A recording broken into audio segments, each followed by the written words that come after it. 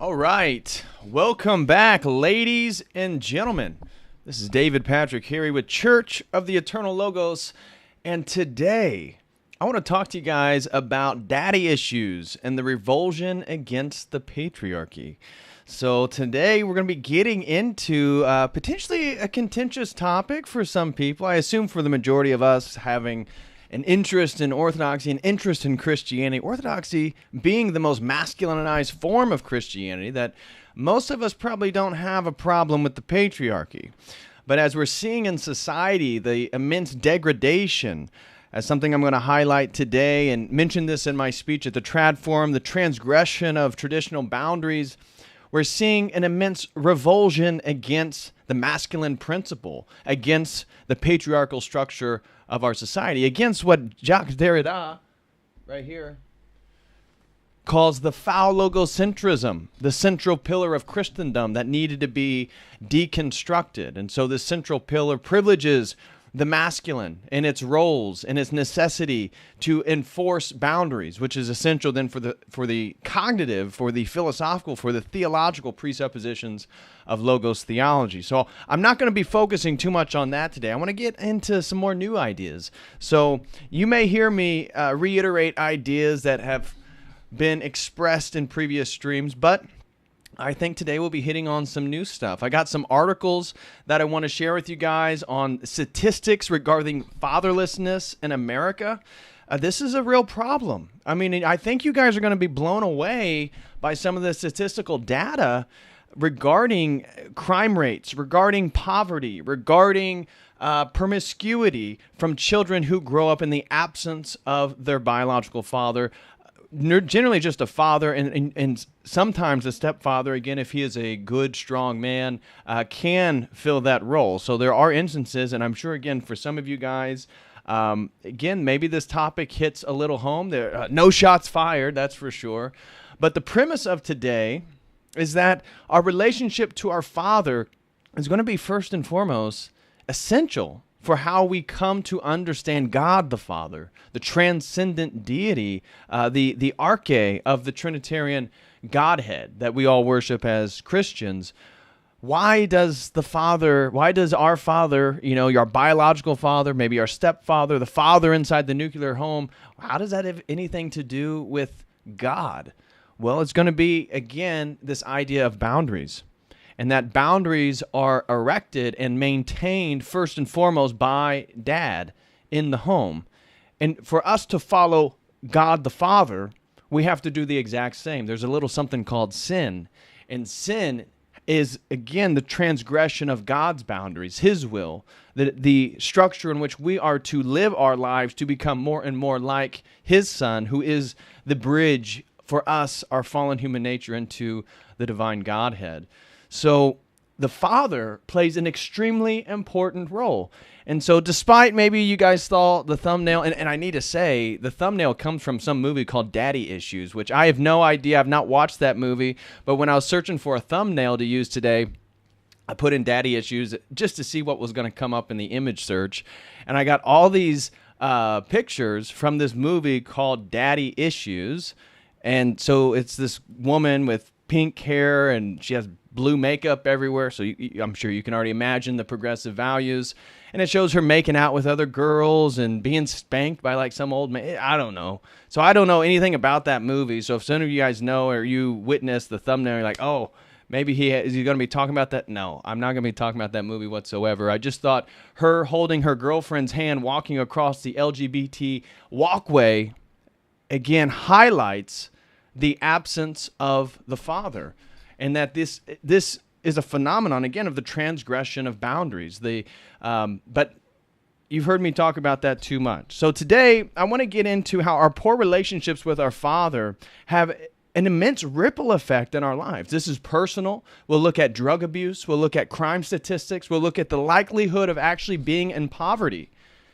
That doesn't make much sense. How does our relationship to our Father actually affect the ways in which we can build and sustain our own financial lives? Well, it does. Now, again, this isn't true. So I have to say, today is a generalistic discussion. There are nuances. There are obviously caveats where people don't have a father, and they can still grow up to be great fathers. They can still grow up to be great, strong men. Same with women. They didn't have a father in the house. Maybe they had a great-grandfather. Maybe they had a really good uncle. Maybe they had a family friend. So this isn't true for every single person, right? Because we're going to get into, again, the relationship to our father. How does this relate to conversion therapy? How does this relate to homosexuality? How does this relate to sexual promiscuity? But at a societal level, then, we see that the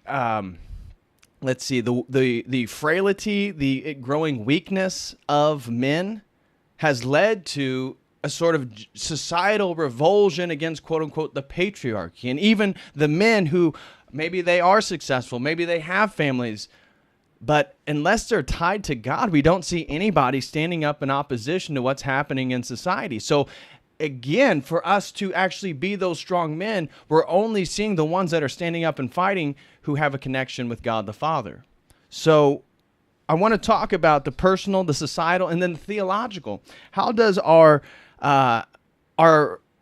understanding of our own father and his establishment of rules, curfews, you have to do this, you can't do that, how does that relate to a larger understanding theologically that love, God's love, exists within boundaries, exists within limits?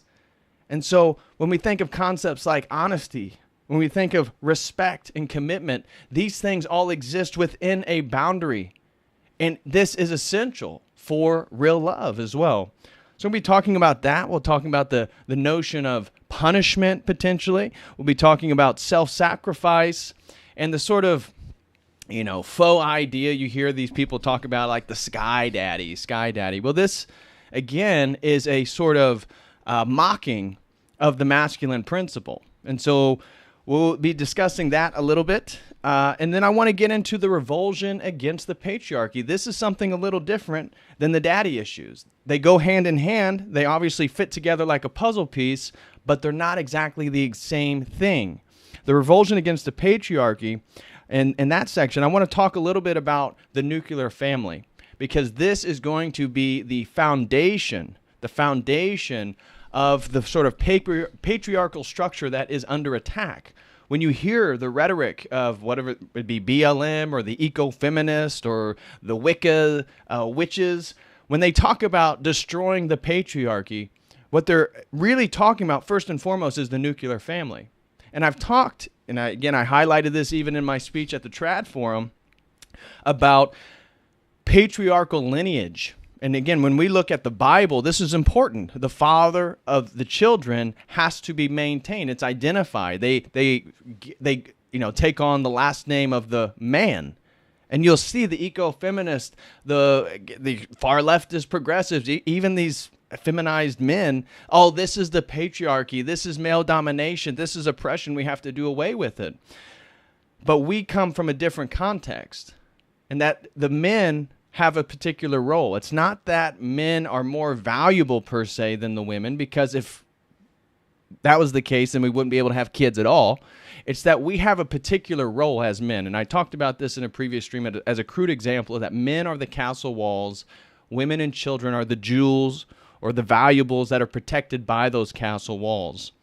And so the nuclear family then, the man being the boundary and the protector of that family, is what is going to be under attack. And I'll show you guys an article about, again, the left. This is regarding an MSNBC news anchor. Again, I'm not familiar. I don't watch it. But highlighting this concept that Hillary Clinton made famous in the 1990s, that it takes a village to raise a child, talking about then in the 21st century, the necessity for parents to give up ownership of their children, to realize that children need to be raised by the communal. Well, this is a reversion back to the tribal society and tribalism.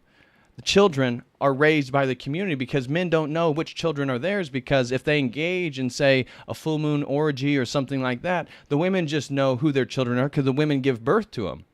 And this also leads to a veneration of the divine goddess, a sort of matriarchal structure and stuff like this. So I'm going to talk about the nuclear family and then how bad fathers, right? This is not just to lambaste women or effeminized men or anything like that. Really, today, if you get anything from it, the daddy issues are the problem of the men, right? Because the women who have daddy issues, that have the OnlyFans accounts, that are porn stars, that are in the sex industry, they're prostitutes, is it their fault or is it the father's fault?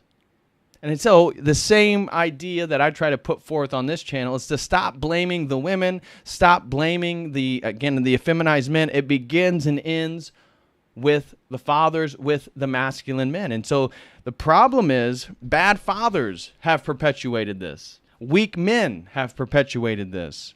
And so I'm going to talk about bad fathers perpetuating the problem and also the rejection of legitimate authority. How does this tie again to the idea of the patriarchy? Well, it does. And once I maybe potentially connect a few dots, it may make a little bit more sense. So we attain our sense of boundaries, order, and authority from our fathers in the nuclear home. And so if they aren't there, how are we going to develop that sense of boundaries? How are we going to develop that sense of order and authority? And maybe, just maybe, when we look at the African-American community and they lack in the absence of the fathers, maybe they transgress those boundaries until they hit a masculine principle in society known as the law enforcement. Majority men, order, authority, boundaries.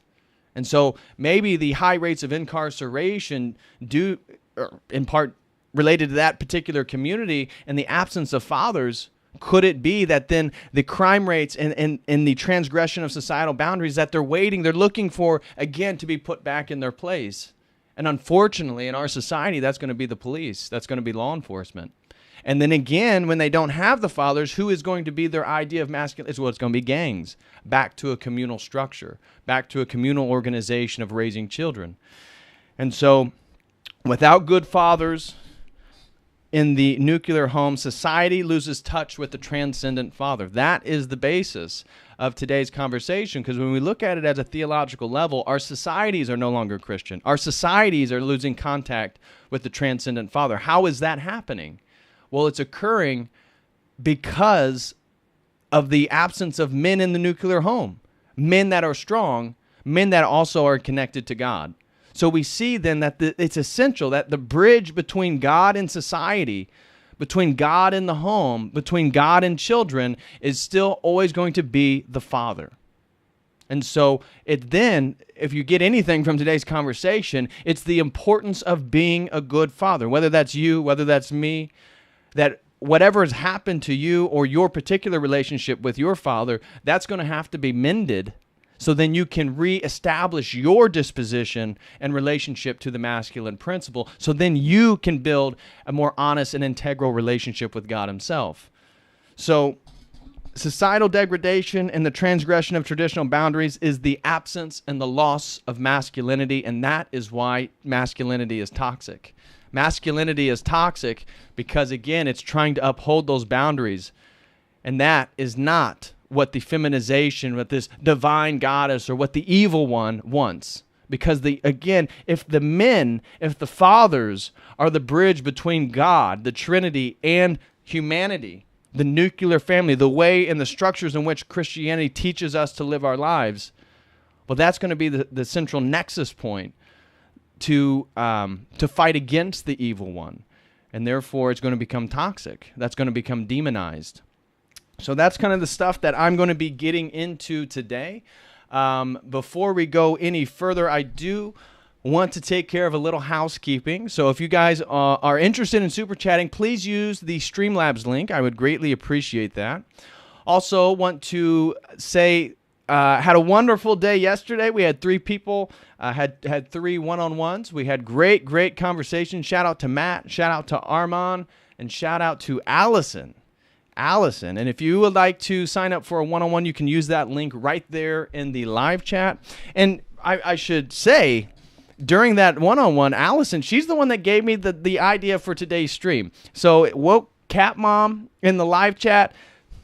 Give her a thanks. She's the one that really put today's topic in my head and said, this is something you should talk about. And I thought about, I think you're right. I think that's a really good topic.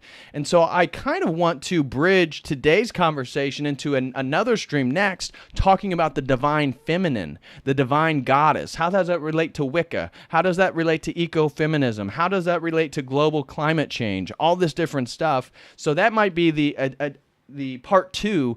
Today's conversation is getting a little bit deeper into the divine feminine, but that's not what we're going to be focusing on today. So if you would like to set up a one-on-one to talk about theology or philosophy or whatever, fitness, diet, whatever, you can sign up for a one-on-one at the website using the link that I just posted. Also, if you would like access to exclusive video content, please become a website member. We have a whole library full of videos on different topics. So if you like these streams, if you enjoy some of my takes, and you would like to support the channel, again, I'm not trying to fool anybody. I'm trying to create some type of value over at the website. So maybe, just maybe, you'd sign up for $5 a month, and then you can access some of those videos. And that's a great way to support the channel. You don't have to super chat here necessarily in the live chats unless you want to, but you could go over to the website and just pay $5 a month, and that'd be a great way to support me, and you'll have access to some exclusive videos. And I'm always adding to those videos, that library, so the value is always growing. Again, I'm not trying to sell you on anything, but I kind of am. So that might be something you'd like. Also, we got cool merch over at the shop on the website. If you guys are interested, you can check that out. I do need to say that I've been in contact with Father Peter Hears today, and we're not going to be streaming tomorrow. We're not going to be streaming tomorrow because he's a very busy man, and he was under the impression we were going to record our conversation. And I asked him if we could maybe do a live stream, and that's what I had in mind. He had in mind that we were just going to talk, and I was going to record it and just upload it to the YouTube channel. So we are doing it at 7 p.m. on Monday. 7 p.m. Eastern Standard Time Monday. Father Peter Hears will be on the YouTube channel, and we will be live. So there was a misunderstanding between us. That was probably my fault. But we will be live Monday at 7 p.m. 7 p.m. So write that down in your agenda book, if you will. All right. So that deals with all the housekeeping. Guys, please smash that like. If you guys just came in here, smash that like. And also, if you're going to super chat, unless you prefer YouTube, that is fine. But if you could, please use the link. It's pinned at the top of the live chat comment section. Please use the Streamlabs link. I would greatly appreciate that. So to get started, let's just look at some statistics. Before I get into some of my monologue, if you will, I want to go over some statistical data with you guys. And so let me open up that. So here we go. The first thing I want to go over with you guys is this article is a really, really good article. And I'll tell you what, preparing research for today's stream wasn't as easy as you think. I mean, actually, you probably would actually think that. But when I was looking up stuff for like positive understandings of conversion therapy, very difficult, very difficult to find. And in fact, what I realized is that there's a movement across the United States for states to ban conversion therapy. So I think it's over 15 states now have banned it. It was just California for a while, but it's a growing list of states that are banned. And Florida is one that it is not banned. You've probably heard Milo talk about him wanting to set up. And I have not seen the conversation with Roosh he did with Milo. That maybe they talked about some of this. I hadn't watched it yet. I've been a little bit busy, so maybe I should check that out. Maybe that would have been a good thing to do before I went live on this topic, but I didn't really have time. But this article, out of the stuff I found, when I was looking for like men's rights, patriarchal understanding, support of the patriarchy, if you search Google, you're definitely not going to get much on the first page or two. I use DuckDuckGo, and I use the Brave app. I don't know if you got, or not app, but the web browser. I use the Brave web browser. And so it's not as filtered with the progressive algorithm, but still trying to find things in support of conversion therapy was very, very difficult. So I'm not actually going to be showing any articles in support of that stuff because I couldn't find a whole lot. But I do want to go over this article. This was a great article that I found from May of 2019. It's titled Statistics on Fatherlessness or Fatherless Children in America. And this is going to highlight, again, so much of what I want to talk about in a different way, right? We're going to be looking at statistics, and we're going to be looking at, again, drug addiction. We'll be looking at crime rates. We'll be looking at poverty. We'll be looking at education levels, this type of stuff. So let's read this article before we get further into the topic. And so it starts out by saying, children who grow up in fatherless homes have a greater risk of major challenges in life than those who grow up with a father at home. We might want to believe otherwise, and there are many children who overcome the hardships associated with an absent father, but the truth is in the data. And again, that's what I want to say. This is a general conversation. There are plenty of people who have got beyond the struggles of not having a father, having an absent father, and then becoming great fathers themselves. But generally speaking, that's the point of today's conversation. According to Annie E. Casey Foundation's website, National Kids Count, approximately 35% of children under 18 live in a single-parent home as of 2016. Now, that has gone dramatically up since 2016. It's much higher now as divorce rates keep increasing. As many as 25% of children in the U.S. live in households with a mother alone. That is over 18 million children who do not live with a father figure. Additionally, father-only households were noted as just 8%. And so the poverty risk. Statistics show that women-only households are more likely to live below the poverty line. Well, makes sense. One, they're going to have one income, one less income if there's two incomes, preferably for most of us Christians that want a traditional family, we want to have a one-income family, but the man he has a different disposition towards the children. And when we read one of the feminist articles, they're going to actually highlight this, that, the man, he gets to impregnate his woman, and then he's able to go work, and he's able to focus on his life, or the woman, she has to care for the children the whole time. This is oppression. And it's like, but that's the role of women, and you guys have a different disposition. But anyways, statistics show that women-only households are more likely to live below the poverty line. In 2016, the U.S. Census Bureau reported that these types of families increased in 20 to 28%. This leaves children vulnerable to a variety of social hardships throughout their lives.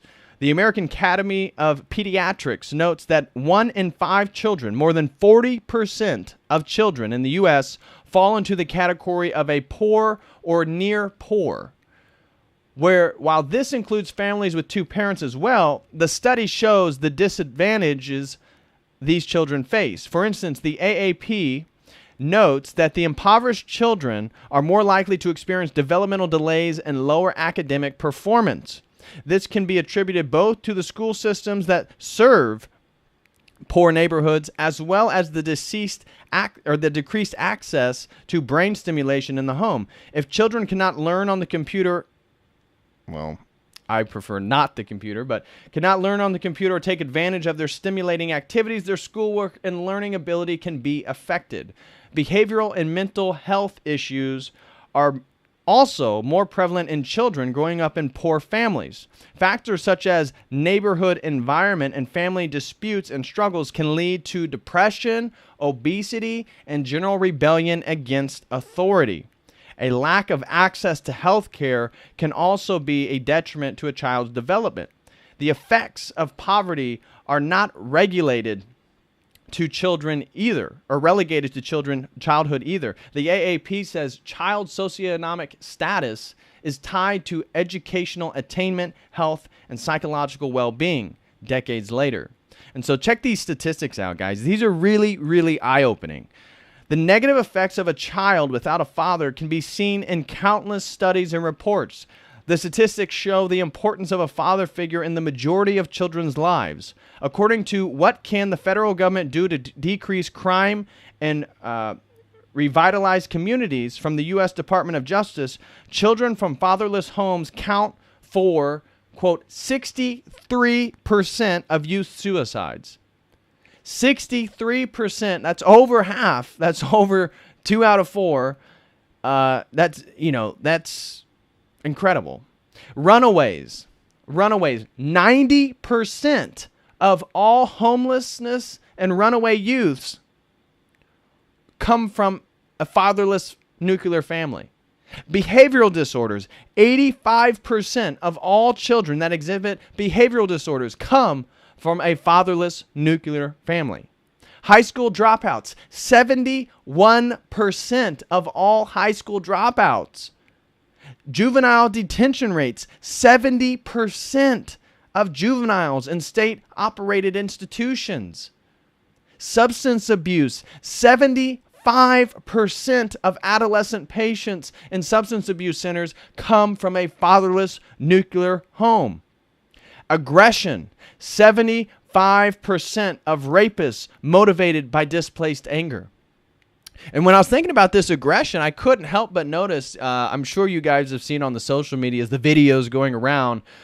We just saw yesterday some black man punching an old white man in a bodega in New York and stole his cane. Meanwhile, we saw the weakness of the men around letting it happen, watching it happen. I don't know if you guys saw this video. It was really, really irritating for me to watch. But this black man's holding this. I mean, this guy has to be like near high 80s, maybe early 90s. This dude looks old. And he's wearing his veteran's hat. And this black dude comes up and he's punching him and he steals the dude's cane. Nobody stops him, showing the weakness of men in our society. But again, I bet that black man grew up without a father. And so him taking aggression out on an elderly man, again, this is like the retribution of the absence of that masculine principle. And so when we look around and see a lot of the black crime where they're just randomly punching Asian women, Asian men, white elderly people, really anybody, and they'll just attack anybody. How many of those people do you think actually had a father in an intact nuclear family?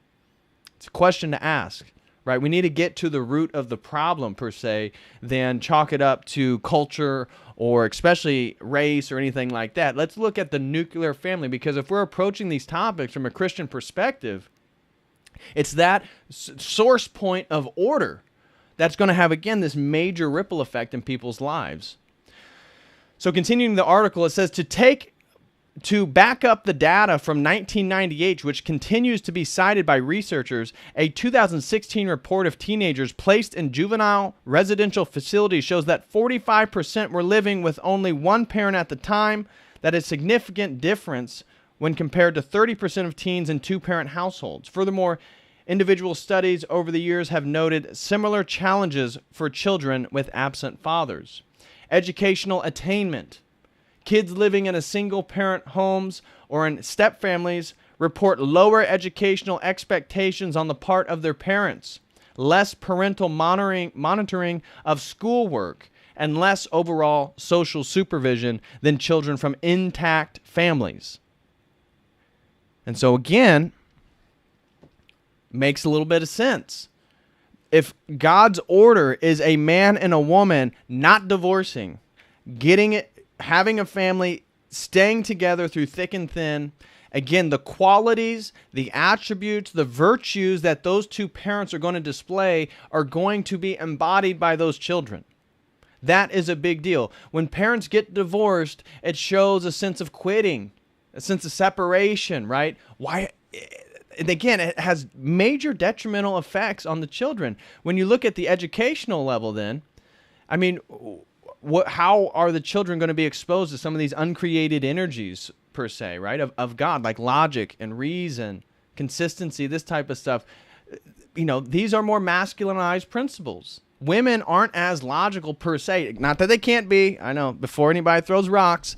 Just generally speaking, they're much more emotional. They have a higher EQ, right? A higher EQ maybe than men on average, where men, if they were occupying their role, should be a little bit more rational, should be a little bit more heady, right? And even when we look at the Orthodox metaphor for the marriage, the woman is the body and the man is the head. Makes sense. Again, due to their own dispositions and their own strengths versus their own weaknesses. Or maybe we shouldn't say weaknesses, but what they're not as good at. And so achievement. children from low-income two-parent families outperform students from high-income single-parent families. Almost twice as many high achievers come from two-parent homes as one-parent homes. This was a big one. Imagine that, right? People want to talk about privilege, so they talk about race, and they tend to talk about money. They never talk about parenting. They never talk about the nuclear family. The data is in. Children from poor families with two parents consistently outperform children from a one parent, no matter how much money they have. No matter how much money or privilege they have, the poor kids with two parents outperform. Because, again, their life is built on a foundation that they'll be able to move forward in life, per se, where the instability of the one parent, right? Lacking, again, the expression of the polarities of the different sexual principles, right? I mean, the polarities of masculine and feminine, they should be celebrated. And again, the boys being in contact with their father, that's how they're going to be exposed to the masculine principle. And then that masculinity allowing for the protective space for the woman to be more feminine, so she doesn't have to be on guard. She doesn't have to be the protector. She can be more feminine. She can occupy her natural role. And then the young boy or the young girl can now see themselves and see what type of mate they would like to have in the future. So I know that's a little bit different than achievement, but I think it's worth noting. Drug use. A study from the U.S. Department of Health and Human Services concluded that fatherless children are at a dramatically greater risk of drug and alcohol abuse. And I'm going to get to why I think that is the case when we get to the daddy issues and their consequences because of the lack of discipline. And so when one lacks discipline, what is their compass? What is their guiding post for life? Well, it's their own emotions. It's their own passions. And I think that's where then the drug abuse comes in. Incarceration rates makes sense. Young men who grow up in homes without fathers are twice as likely to end up in jail as those who come from a traditional two-parent family. Those boys whose fathers were absent from their household had double the odds of being incarcerated, even when other factors such as race, income, parent education, and urban residence were held constant. So, again, the incarceration, what I didn't read, but what my general take on it is I was thinking, what is the sort of most masculine principle we still have in society? And what dawned on me was probably law enforcement, police, and law, generally speaking, but the police for sure. And so I thought, wow, is there something going on here that when you look at the black community, even before Jim Crow, had one of the highest rates of marriages? The black man was in charge of the nuclear family. As that eroded, as the social programs got unrolled in the 1964, as welfare took over, we saw the degradation of that family. And so these kids that grow up without a father, it's like, again, they transgress all the societal boundaries, the laws per se, until they have to deal with the repercussions, the consequences of the masculine principle in our society. Police themselves. And so that's where you get your sense of punishment, because in a nuclear family that is, again, intact the way that it should be, who's the disciplinarian? It should be the father, right? The mother is the nurturer. The father is the disciplinarian. And that discipline, you may hate it as a young kid, but one of the things as I grew up, especially when I went to college, this was and I told my parents this, and they were very thankful. But when I went to college for the first time, the first thing I noticed was the immense problems some of the other people had, again, that I was witnessing back rooted in the absence of their father, in the absence of their parents, the rules, the discipline, just be able to enforce that discipline on themselves. They never had it. And so when they got into college and they had the freedom, they were falling apart. Their lives were falling apart. They didn't have the principles for success. And when I saw that, I remember going home. It was like after the first semester of college, and I thanked my parents for all the discipline, all the tough love, all the hard times. Because when I was around people who didn't have that, who had the cool parent, who allowed them to do whatever they wanted, they weren't very successful, right? And again, I don't know where they are now. It's not like I keep in touch with them, but I thought, wow, that is something pretty powerful. That's something worth noting. So the incarceration rates, why fathers matter. Men and women are different, and they parent in different ways. While these statistics examine the issues of children growing up without a father, it's important to look at what a father can bring to the child-parent relationship. In a report by the U.S. Department of Health and Human Services, these benefits are outlined in great detail. For instance, young boys who have a father figure are less likely to act out, and young girls are often more confident. A father can also help establish a sense of security and guide children to make wiser decisions. Exactly. Wisdom. The wisdom principle. You know, I mean, we can talk about Sophia and stuff like that, but I mean, in the nuclear structure, I mean, the father establishes these things. The difference in parenting styles is distinct. Fathers communicate in a unique way, much more directly, much less emotionally. For example, while a mother will often simplify her language to a child's level, men tend to tell it like it is with no change in vocabulary. Subconsciously, this can challenge kids to try and understand what they're being told, which can increase critical thinking skills and subsequently school and future work success. The directness of a father, the poignancy of his words and his message. Discipline is another area where significant differences between mothers and fathers are seen. While women tend to be more sympathetic, fathers tend to be more sterner. Fathers like to enforce the rules with an objective perspective. That's a big one. Objectivity. And I've talked to, again, the masculine principles uphold the boundaries. Objectivity can only exist in an epistemological framework that has objective boundaries, objective principles to identify what is true and what is not true. Fathers like to enforce the rules with an objective perspective, and this can instill in children a greater sense of right and wrong that can last for an entire lifetime. Fathers also help boys develop a self-respect for women and make girls more comfortable around men. These are two very important aspects of children's social development, especially in today's society in which gender equality and mutual respect are vital to success. And I thought this was a big one. Again, one of the things that my father taught me was all the chivalry, how to be a gentleman. This was a big thing. I remember my father when I was, I think I was in middle school. Maybe I was about to go to high school. But he gave me a book.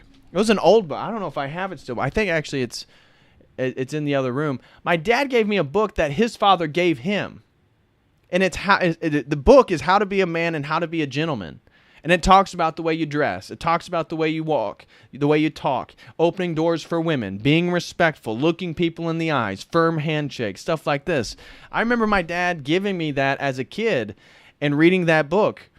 It was my dad who established the boundaries and how to treat women as the way in which he treated my mom.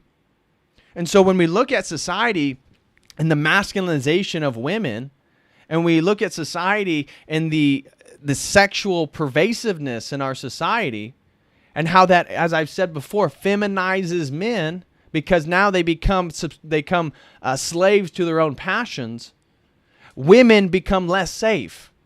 Rape goes up. It skyrockets. Because, again, that chivalrous nature, that genuinely understanding, that disposition towards women to establish boundaries. That's what the gentleman does. He operates within the boundaries, the formal speech. You know, if you watch, again, to use a crude metaphor, you watch a James Bond or something. Now, again, that's a lot of sex and all this stuff. But I don't know, something, maybe a better example of a gentleman. But you see a much more formal type of speech. As our society becomes more informal, the way people dress, the way people talk, the way people look, this actually makes women more susceptible to violence. I believe, and I think I could, if I needed to, I probably could back that up with statistics. The stand-in father figure. The importance of a father in a child's life cannot be understated, but every family situation is different. It is not always possible for a biological or stepfather to be present. That is where children can benefit from community resources that can fulfill the gap. Many communities have seen great success with mentoring programs at risk youth. Mentors, teachers, coaches, clergy, and other adults can provide and support these kids and give them a perspective on the world that can counteract the risk of living in a single-parent house. And when I read that, what did I immediately think of? What is, you go to a school, what is it? K through 12 it's like 75% of educators are women. So if you are a young man or a young woman, particularly a young man, you don't have a father, you go to school, there's not a whole lot of men there in the first place to fulfill that role as a mentor, to teach those principles that you're not getting from your mother because it's not her role, and you can't blame her. You can't blame her. That's, again, it's a different disposition to reality. We are different. Men and women are different. And so you can't necessarily blame the women because they're not teaching boys how to be men. They can't necessarily. They can point them in the right direction, but you have to learn from another man. You have to learn from another man. And so when we look again in society and the effeminization of men, and then the attack on men's clubs, right? Sort of more fraternal organizations. This again is an attack on how most people encounter masculinity. A feminine man is not going to be well recepted from other men. So if you played sports, you're in sports teams, you know what the locker room's like. You know how all that stuff works. You know how the pecking order gets established. This is important. This is, again, masculine principles. This is also usually tied to meritocracy, and I'm going to bring that back up in regards to the patriarchy and how that is itself being attacked. But when you're on a sports team in high school or middle school, I mean, oh, well, that dude's faster than I am. He's bigger. He's stronger. He can do this. I can't do that.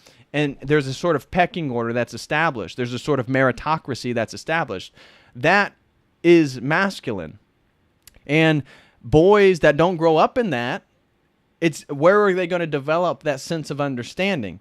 It's going to be difficult. It's going to be quite difficult.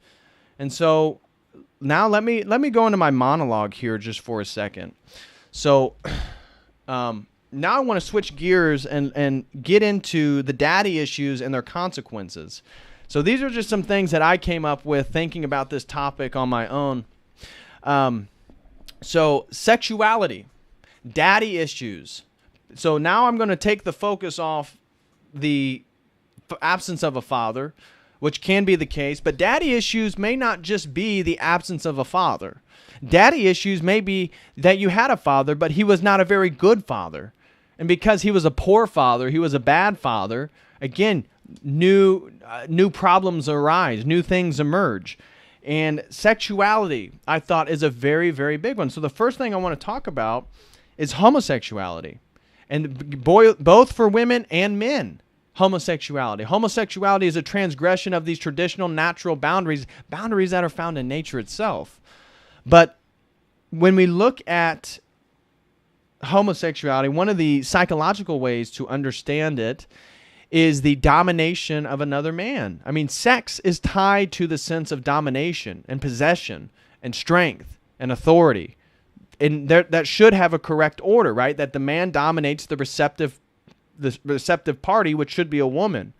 But if you're in a male homosexual relationship, looking at whether they were sexually abused as a kid, whether they had an abusive father who maybe tortured them or did terrible things to them, or a total absence father where they just grew up with a mother, or unfortunately for many, they go to the church, maybe a Catholic church, and the father, again, that's supposed to be the masculine principle role model, that bridge between God and humanity, he's a pedophile. He sexually molests you. You're going to form an aberrant relationship towards the masculine principle. And oftentimes this becomes erotic. So for some people, they form erotic relationships to the masculine principle due to trauma that they had as children. And that is the lack of correct order. And that's, in fact, what conversion therapy tries to overcome. So I know E. Michael Jones and other people have talked about conversion therapy. Milo's talked about conversion therapy and how he wants to open up a conversion therapy clinic in Florida. Again, Florida is quickly rising to become one of the better states in the union, if not the best state right now, where they still allow conversion therapy. And so from my understanding, at some aspects, because conversion therapy encapsulates a lot of different practices, but one of them is for the therapist, through discussion with the client, to reestablish their relationship with the masculine principle. Oftentimes, the therapist occupying the role of the father to then remend, to apologize, to recorrect that relationship with the young man who has the homosexual tendencies.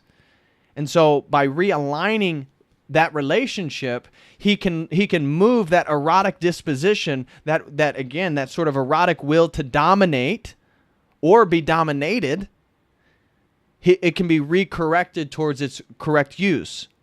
And so, again, Milo is a perfect example of somebody, I think, well, maybe I shouldn't say perfect example, because it's still to be seen, right? It's still early in the process. We'll see how things go. But the sexuality is a big one. When you look at women who are lesbians, how many of them have good, strong relationships with their father? How many of them had strong fathers that provided an environment for them to be feminine? Now, again, some people, some women, some men are just born more effeminate. Some girls are just born more masculine. That happens. But generally speaking, how many of these lesbians had a good father? And many of them don't. Many of them don't. And so that's why they begin to occupy and take on more masculine characteristics. And that masculinization of themselves is trying to overcompensate. And one, they have to become more masculine. Why? Because the man's not there to establish the boundaries for them to become feminine, because femininity is, in a sense, a vulnerability as well. Not that it always is, right? I mean, but that's why the man has to be there to create an environment where femininity can thrive. And so you can then find the opposite. Not all women that have a bad dad or an abusive father or an alcoholic father become lesbians, but we see then the sexual promiscuity lead to porn stars, lead to prostitution, lead to OnlyFans. And this was one that I noticed. I saw an article recently where a dad was like happy and congratulating and allowed his daughter to do her OnlyFans in his house. She was like 19, 20 years old or something. And he was proud of his daughter because she's going online, masturbating, doing all this sexual toying in front of people online in his own home. What type of weak man would allow that? What type of weak man would allow that? And you see, that's a man that has no boundaries himself. That's a man that has no discipline himself. And for me, a man who's in connection with God wants to protect the things that are valuable to him. And so his daughter, a little girl, is one of the most precious things. And so to allow that to be corrupted, to become basically an online prostitute, a sex worker, and be proud of that? What? What is going on? What is going on? And you can see she is that way because the way he is. Because it's the lack of a strong father. It's daddy issues. Daddy issues that maybe it's not her saying, oh, well, I hate my dad. For a lot of women, that is the case. But maybe she doesn't think that way. Maybe her dad is just so damn weak, so much of a beta, that, yeah, they have a nice relationship, but she walks all over him. She can get whatever she wants from him, that he's just a tool. He's just a tool. Maybe he's just a wallet for her. But the sexual promiscuity, I mean, think of how many porn stars. I should have pulled an article up from that. I didn't. Let me Google it real quick. Porn stars with daddy problems.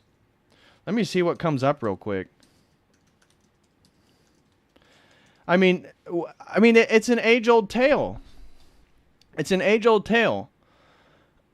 Whether, some of these porn stars, I've heard people talk about how their dads molested them, how their dads sexually abused them, how their dads physically abused them.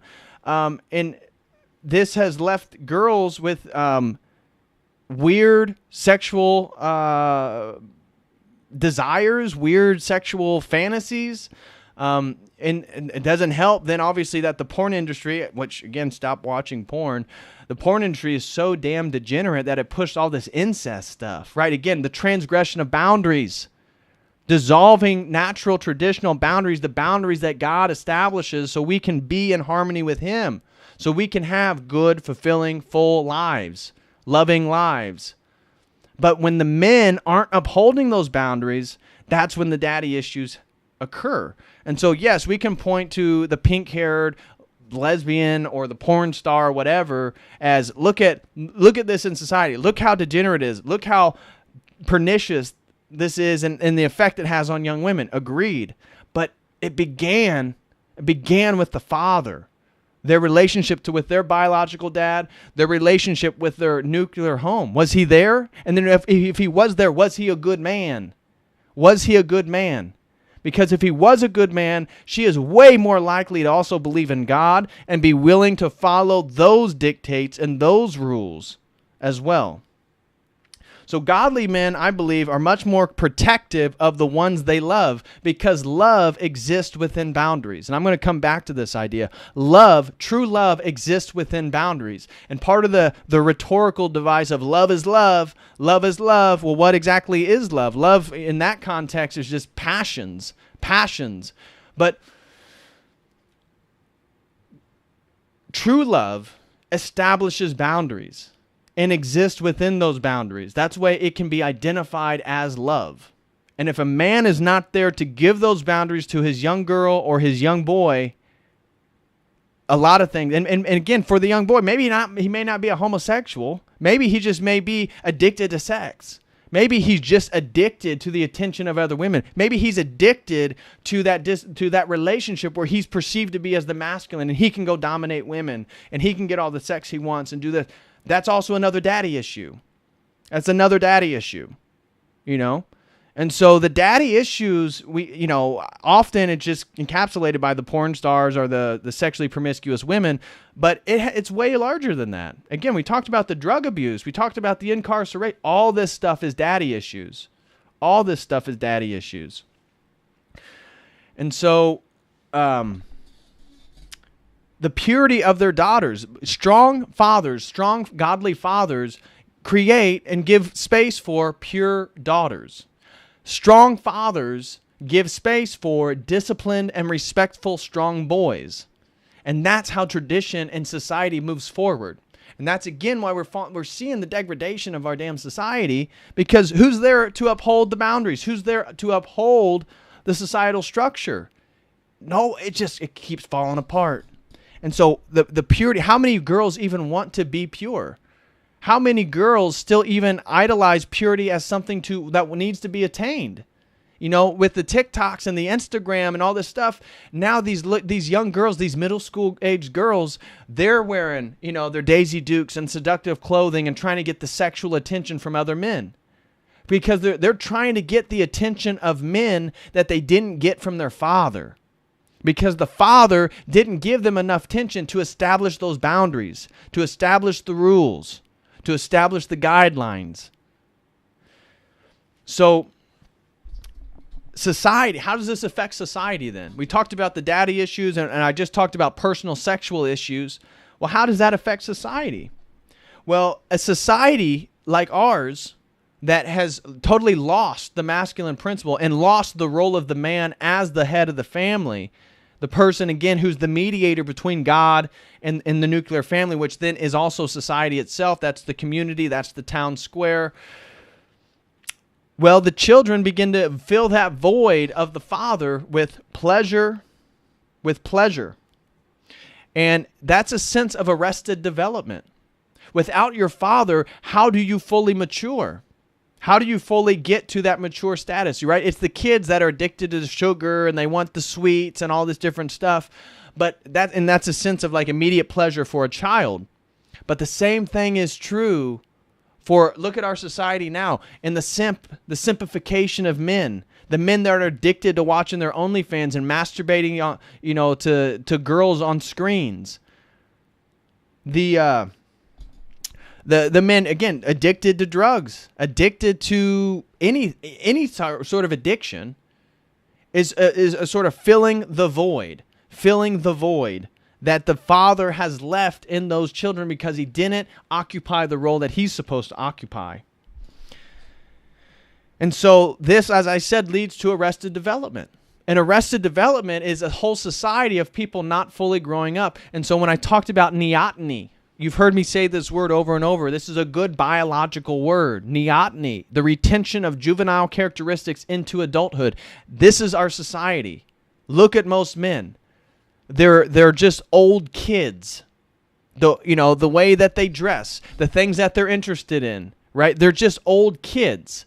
Like our society, real serious things are going on right now. If your biggest occupation and the biggest thought you have on your mind is the ball game last night and who's getting traded this or there, you are just an adult child. And I understand, well, that's an economy and, maybe that's people's jobs, this or that. Okay, I get it. But generally speaking, it's such a focus on insignificant things in our society. And we have a society that is like that. I mean, even when we look at some of the groypers, right? Some of the groyper movement, they want to talk about women. They want to talk about Western civilization. They want to talk about all this stuff. How many of them are even physically able to defend the things that they're talking about? So they're not even capable of occupying the role that they need to protect the things that they say are most important. That is neoteny, because what that is somebody placing responsibility on somebody else. Well, it's not me. Look, society's going to hell in a handbasket. It's not my fault. That's all those girls that won't give me enough attention, but I would definitely simp for them if they did. But because they won't, no e-girls, this or that. Dude, come on. We got to grow up. We got to be men. We have to put immense discipline on ourselves, immense responsibility. Christ is the archetype. The self-sacrificial nature of Christ and taking on the burdens of the entire world. What is more masculine? What is taking on more responsibility than that? And so, sex, drugs, and crime. This is part of filling the void of the absence of the father, and this is part of the arrested development. Men don't know how to be fathers, and therefore they continue the same problem. Look at the African American community. When kids grow up with the absence of a father, how are they going to know how to be a father? They're not. And when they occupy a situation where the woman's going to give birth, it's their child, it scares them. They run away. They perpetuate the same exact cycle. Why? Because it's a masculine principle to take on responsibility. And that's how you grow up. That's how you mature. You take on more responsibility in your life. Your finances, you're paying your bills. Eventually you find somebody to marry. You have kids. All that is a slow progression of more and more responsibility.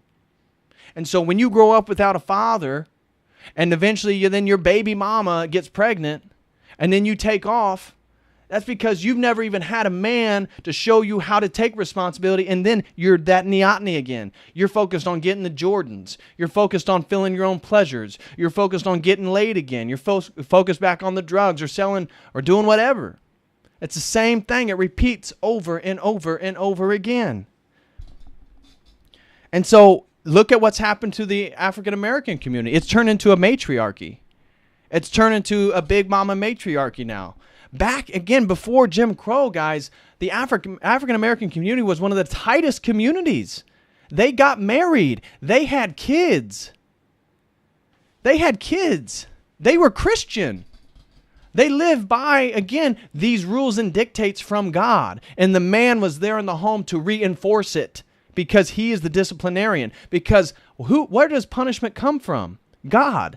Ultimate punishment, judgment day. All of us are going to have to face it. Same thing is true in the nuclear family. The man should occupy that role. He's the punisher, so to speak, right? And if he's not there, He's not there. So look at the African American community. Again, it's a matriarchy now. It's about, single ladies.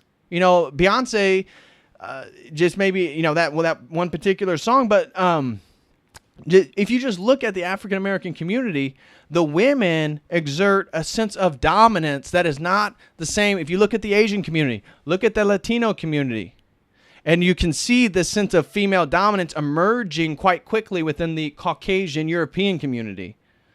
Again, more specifically Western European, right? Because anybody who knows Eastern European women, they are not in favor of this stuff the same way. And this, I would say, is because of their relationship to tradition, orthodoxy in a way. Because orthodoxy is an extremely masculinized form of Christianity. And I'm going to be talking about this when Father Peter hears Monday, about masculinized Christianity. No apologies for the patriarchy. No apologies for the patriarchy. Women are not clergy. Not now, not ever. Because that's not your role. Your role is not to protect truth. Your role is not to protect. Your role is not to be the leader of the group. It's not your role. Your role is to be mothers and daughters. And in fact, that's where you're going to be the most happy. And the man's going to be most fulfilled when he can fill his roles. And so, again, orthodoxy still holds on to that firm patriarchal tradition, that phallogocentrism that, again, Jacques Derrida in the 1960s said we have to destroy. We have to deconstruct it. And so boys grow up weak. Boys grow up weak in a multitude of ways. Emotional weakness. Emotional weakness. Again, my dad was a military guy. He was in the Army. He flew helicopters. If I got hurt when I was a kid, my mom would, she would be the one to try to nurture. My dad would say, get up, stop crying, stop being a little girl, put some dirt on it. But I'm so thankful that he was there to do that, because that is exactly what I'm going to do to my sons. That's exactly what I'm going to do. I am not going to be there to baby them or to over-nurture them. That's the role of the woman. And so without the man, think of how weak boys have become emotionally. The stoicism. Stop crying. I remember how many times my dad would tell me, again, if something happened, stop crying. And I thought he was mean. But it's important. A man cannot be led by his emotions, or he's not a man. He's a shadow of a man. He's a shadow of a man. We cannot be led by our emotions. Boys grow up physically weak. Physically weak. It was my dad. It was my dad who was there to throw the football, play basketball, do physical activity, talk about sports, introduce me to sports, take me to sports practices, work on me becoming better at athletics, physical development. That was my dad. That was my dad. And then in character, it's, again, the punishment, the disciplinarian. Who's going to be there to reinforce the character of the young boy to be strong, to be firm, to not be movement with the wind? Who's going to be there to do that if the father is not there? And then self-sufficiency. That when I was thinking about this topic for today, self-sufficiency, I think, is a big one. When we look at the rise and the popularity of socialism and communism, it's not a coincidence that you look at the men who promote it and they're hipsters, they're feminized, they're weak, they're beta, they're soy boys. And what do they want? They want the government to take care of them. They don't want the responsibility on themselves. They want somebody else to do it for them. The self-sufficiency. It was my dad. It was my dad who wanted me to become self-sufficient, not to depend on somebody else. If you want something done, you want to do it right, you got to do it yourself. So learning how to become self-sufficient as a man, because how else can I lead a woman? How else can I be the leader of a family if I myself am not self-sufficient? I can't lead a family if I'm, again, a weak beta soy male. And I want socialism and communism. I want the state to protect me. I want the state to do everything for me. That's weakness. That's weakness. And the fact that it's growing in our society, I think, again, for me, it's kind of obvious. I sat here and thought about all this stuff before I go live. But it's a feminization. It's an emasculization. It's again, taking burden and responsibility off the person's shoulders and giving it to the state. And that's exactly what the state wants. Which, again, the state, communism, socialism, this is just another mode, another vehicle for evil. And so the evil one, Satan, the devil, he's just waiting for you to take off responsibility. Yeah, you don't need to be self-sufficient. Don't depend on yourself. You don't need that. I'll do it for you. I'll do it for you. And then you get what you get every single time in history. You get what you get when you give away your own responsibility, because discipline equals freedom. Responsibility equals freedom. Responsibility equals freedom as a man. And again, it matures us. Christ is our icon. Christ is our model. Look to him. Look to him. He wasn't some macho bodybuilder, but he is the masculine principle fully expressed. The carpenter, somebody who builds, somebody who constructs, somebody who's looking forward into the future with a plan. Somebody who's self-sacrificial. Somebody who self-sacrifices. And then somebody who takes on immense responsibility. Immense responsibility. Somebody who provides. Christ is all those things. Somebody who protects. Christ is that. Somebody who saves, who is a hero. Christ is that. That's the role of a man. And so, as I said, boys grow up weak in a multitude of ways. Now, how does this play out theologically? Well, the idea, I think this is a really important one when I sat and thought about it, is that love, if you are part of a more traditional framework, as a traditional Christian, again, the idea of love existing within boundaries is natural. Natural. God has mercy. God has grace. God the Father, Jesus Christ, the Holy Spirit. These things are merciful, but their love exists within boundaries. You can't do anything and everything that you want. That's not how you're going to get the love of God. Now, God loves you either way, but the way you show your love towards God is to stay inside his boundaries. Staying inside God's boundaries is how you show your devotion and love towards him. And love itself as a principle, how we show love to each other, has to always be inside boundaries. Inside boundaries. If we transgress those boundaries, you're going to violate somebody's trust, for example. Can you love somebody you can't trust? I mean, to a degree you can. But you can't have the full expression of love with somebody you can't trust, with somebody who's deceptive, with somebody who lies. Because, again, what are those? Those are transgressions of boundaries. Lying, deception. Honesty. Speaking truth. Speaking truth is a boundary. Truth itself is a boundary, right? It has distinctions and differentiations, delineations. And so without the masculine, how are you going to understand that? How are you going to understand honesty and respect? That's a big one. When I went, for example, anybody who studied martial arts and had a martial arts instructor, yes, sir. Yes, ma'am. No, ma'am. Respect is essential to martial arts. Respect is essential. And that is a sort of masculinized, formal way, a mode of being in society. And so commitment is within a boundary. Commitment is within a boundary. So again, as we see the emasculization of men, we see men who aren't making commitments. Why? Because for me to make a commitment is for me to take on more responsibility. And that's not what people want to do. And so also this daddy issue stuff, and this is true for the women particularly and the men, but the notion of sin.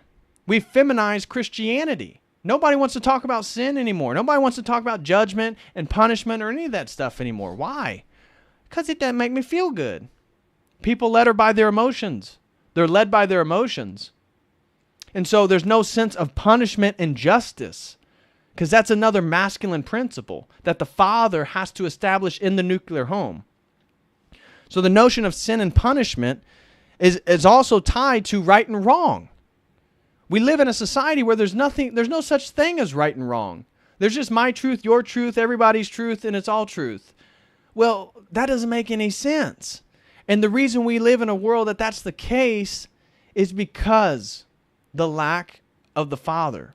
And so the daddy issues are one of the consequences is an unwillingness to submit to true justice, to authority. That is a big one regarding these daddy issues. The self-sacrifice and responsibility, I already kind of hit on that. But again, where are people going to get their sense of hard work? Again, something that I learned from my dad. Working hard, day in, day out on the thing. You want to become better at something, you got to work at it. You want to earn something, you got to work at it. Again, my parents told me nothing is given to you. You got to work for everything. And I want that. Now, again, I'm trying to build this, whatever this is, this Church of the Eternal Logos, this YouTube channel, this community. Now I want to build it. I don't want handouts. I want to work for it. And protection. When men are weak, again, the daddy issues of the men now, men with daddy issues, and they become effeminized, they become emasculated, there's nobody there to protect the women. Who is there to protect the women? The men aren't there. And so some of the daddy issues, then you know, looking at maybe the lesbian chick, the social justice warrior, all this different stuff. Then when it comes back to a traditional worldview, one of the mocking frames that they'll say is, oh, you're sky daddy, right? Again, it's sort of trying to mock and humiliate the concept of God the Father. And they say, well, you're sky daddy, he's mean. He's a bully. Read the Old Testament, do all that. It's the desire to not be accountable. And that's one of the disastrous daddy issue consequences of women and men is the desire to not be accountable. You need to be accountable for your actions, and you are going to be accountable. God is going to hold you accountable for your actions. That is a fact. Even if you're not Christian, go look in world religions, all of them. Even if you believed in reincarnation, you believe in moksha and samsara and all this different stuff. Well, again, where you reincarnate, there's a sense of judgment, right? What you do matters. But you can look at the monotheisms. Again, this idea of judgment. Look at the scales of Egyptian lore and Egyptian mythology. Most of these world religions said, when you die, you will be judged. And so the daddy issues, the fact that these men and women have problems with their daddies, they have terrible relationships or bad relationships with their fathers, they don't want to be held accountable.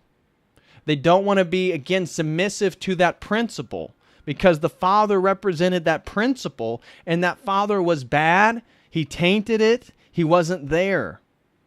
And so they don't want to submit to that principle. So they'll, again, mockingly talk about the sky daddy or try to pervert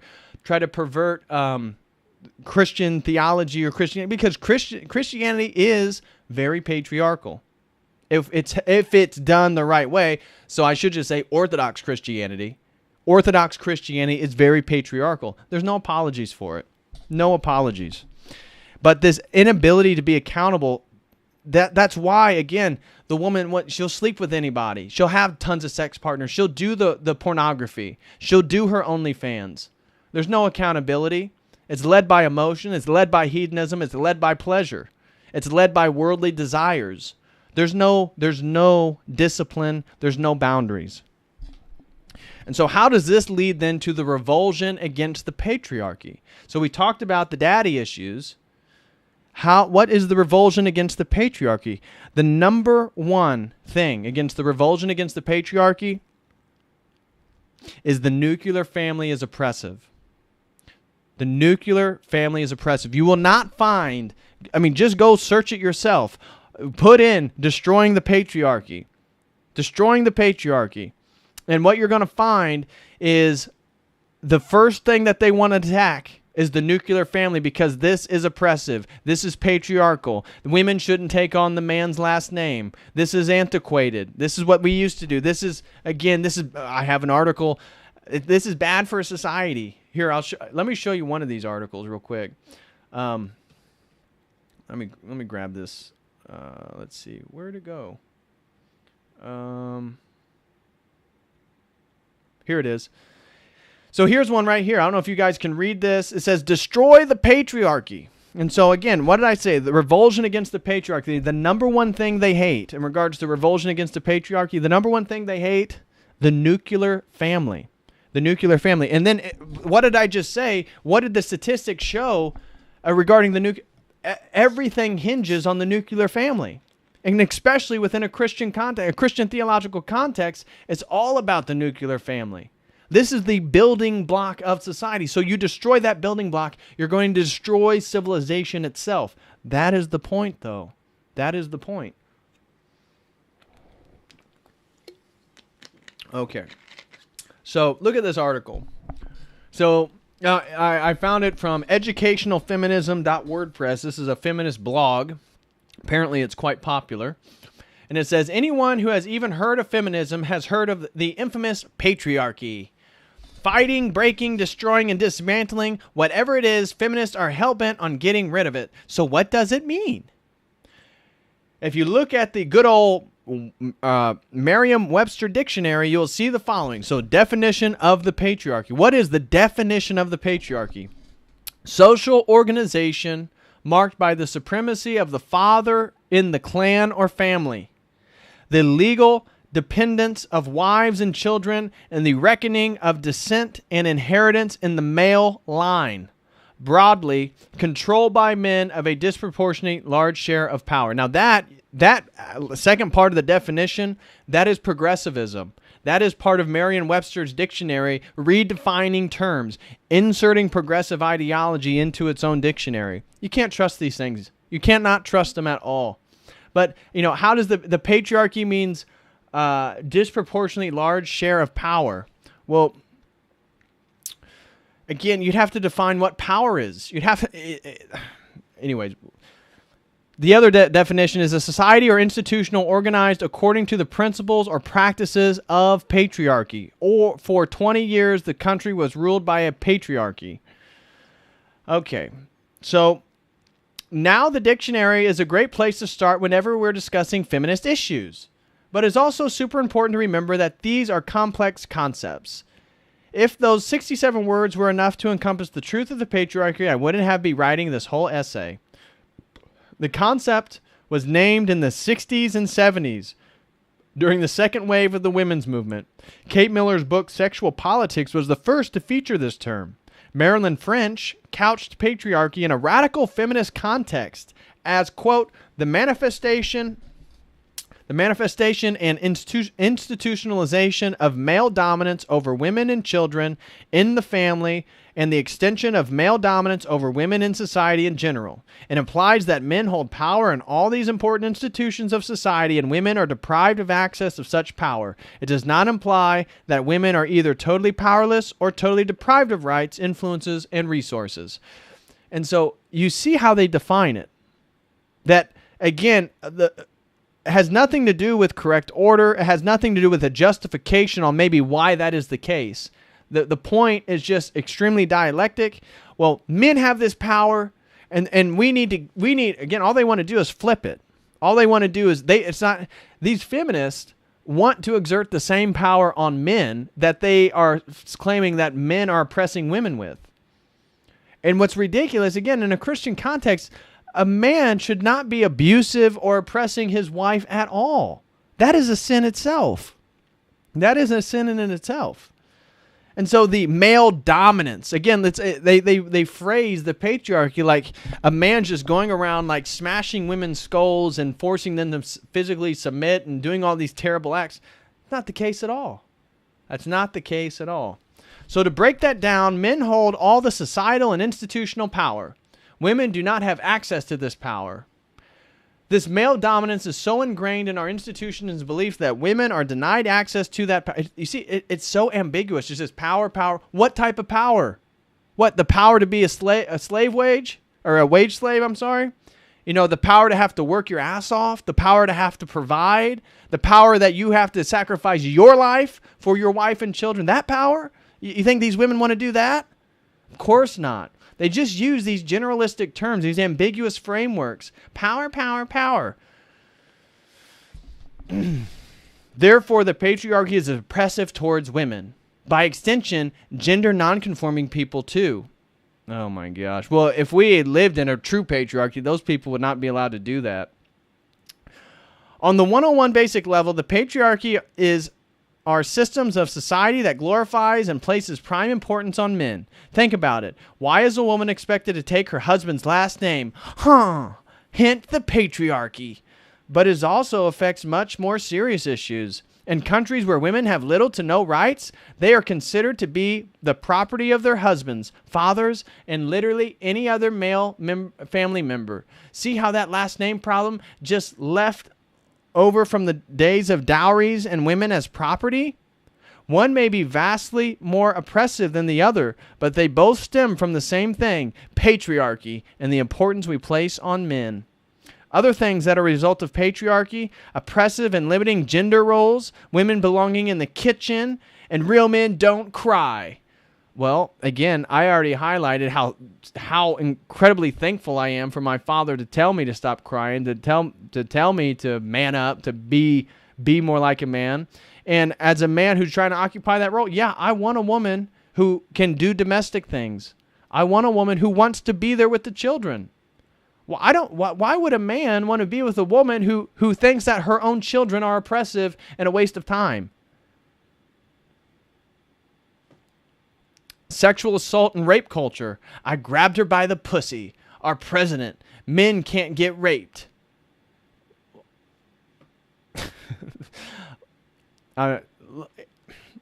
First of all, the whole grab them by the pussy thing, it's like, so you're telling me high status men that women don't voluntarily want to, put themselves in seductive positions to get the attention of those men? Of course they do.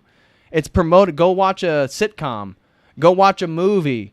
Go watch the soap operas. It's filled with all this overly sexualized women trying to get the attention of powerful men.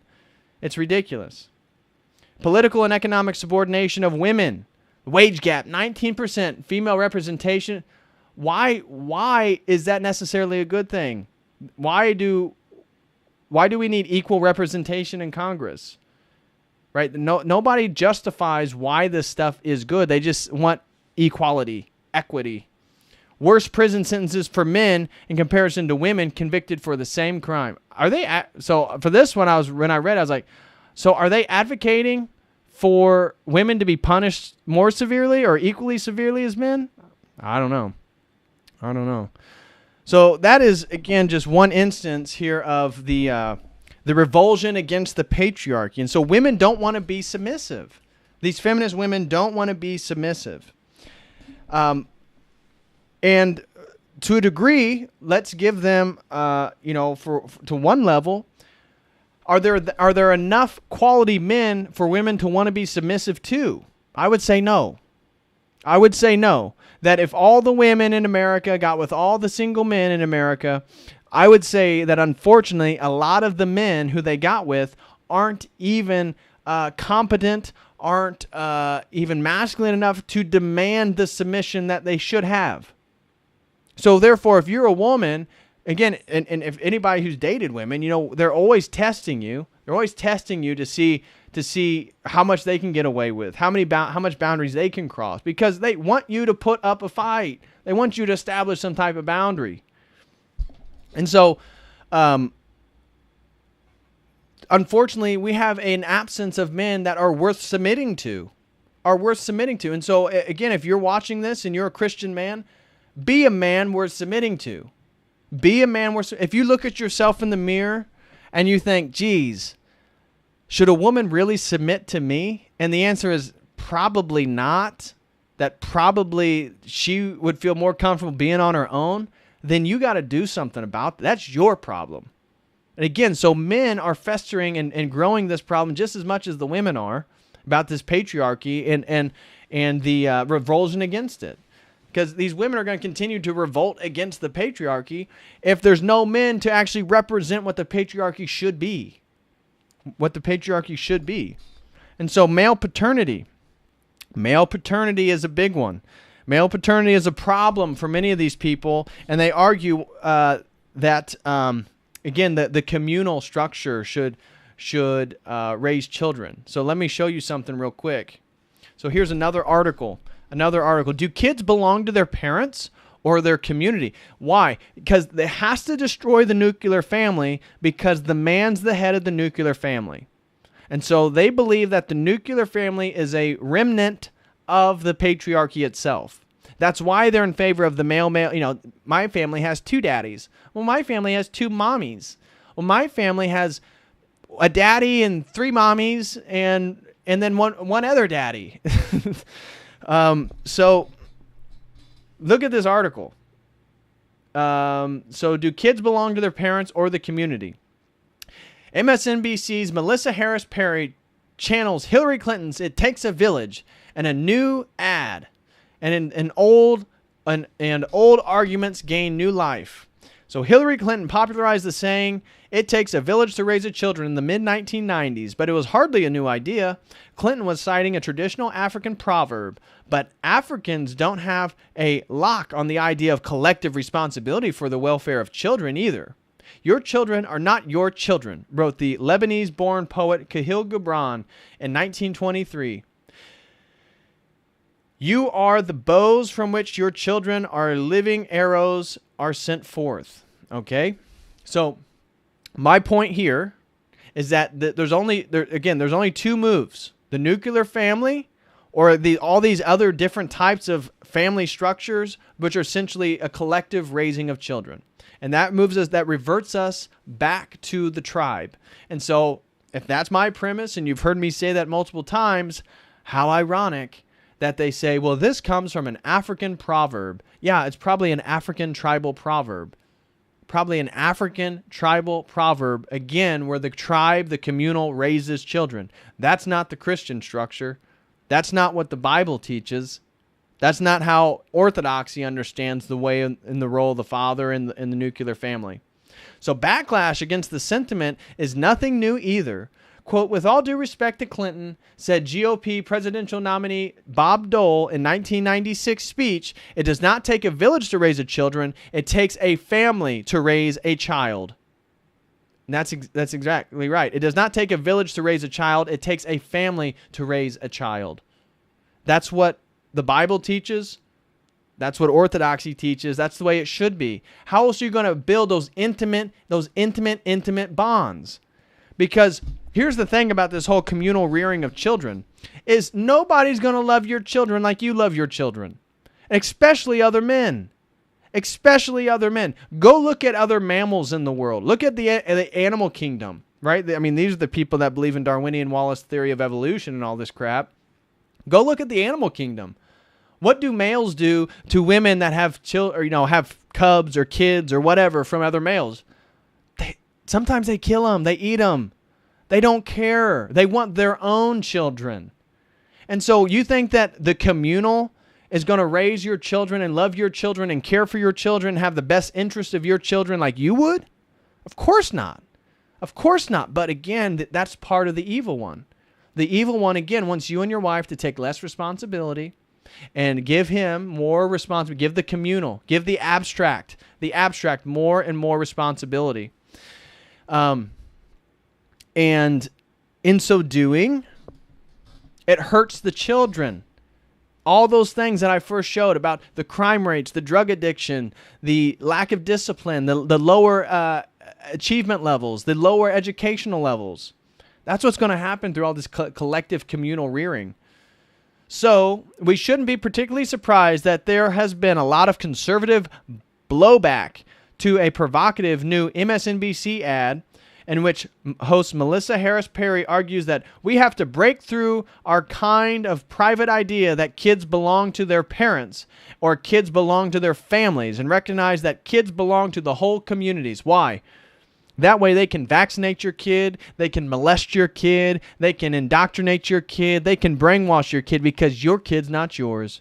Because you don't own your child. They do. That's the premise here. That's the premise here. Harris Perry is talking specifically about investment in education. But Matt Lewis posits here at, quote, The Week, that her ad is so absurd and dystopian. Yes, it is. Absolutely dystopian. Orwellian even. That it must be a calculated attempt to troll us. No, they're serious, unfortunately, Matt. Sorry to break it to you. But his block quote here says, sure, it's true that we need strong communities and institutions to help grow Americans, but the primary responsibility belongs to the parents. Yes. Family is the fundamental building block of society. Yes. The message of Orwell's Animal Farm is clear. Taking children away from their parents will come back to bite us in the end. Yes. Thank you, Matt. Exactly. Oh, please, says Harris Perry at MSNBC, I have no designs on taking your children. Keep your kids. At the same time, I have no intention of apologizing for saying that our children, all of our children, are part of more than our households. They are part of our communities and deserve to have the care, attention, resources, respect, and opportunities of those communities. And so, and Harris Perry argues conservatives should understand this. Quote, this is her block quote, I find very little in common ground with former President George W. Well, I sure as hell don't have a whole lot of ground with him either. But I certainly agree that no child should be left behind. Those people who truly believe that the potential life inherent in a fetus is equivalent to the actualized life of an infant have argued that the community has a distinct interest in children no matter what the mother or father's interest or needs. So while we come down on different sides of the choice issue, we agree that kids are not the property of their parents. Their lives matter to all of us. First of all, so I read a different article, and I just want to throw this in here. I haven't finished her block quote. But I read an article trying to really attack male paternity and male, basically just trying to give women sole dominance of children. And the way that they kept arguing is that children are equal citizens in the eyes of the government. And so the government, here actually, let me flip over here. Here it is right here. 5 reasons why government should be involved in raising kids. And the first reason I don't want to, I'm not to save you guys, I'm not going to read this article as a bear. But they talk about how children have equal rights.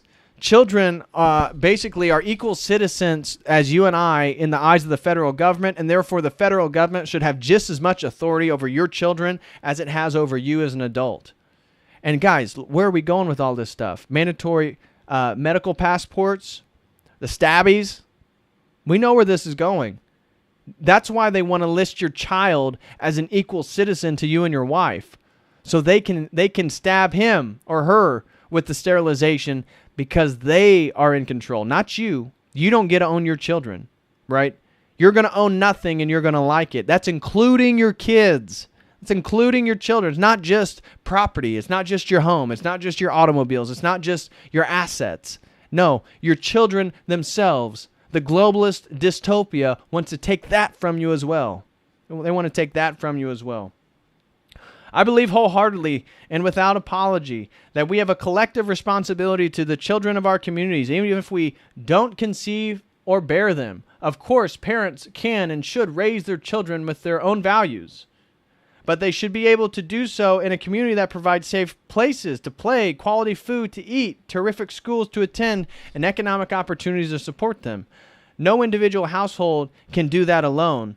We have to build a world together. Sure. But again, we need strong families so then we can build strong communities to have those safe places for the kids to play.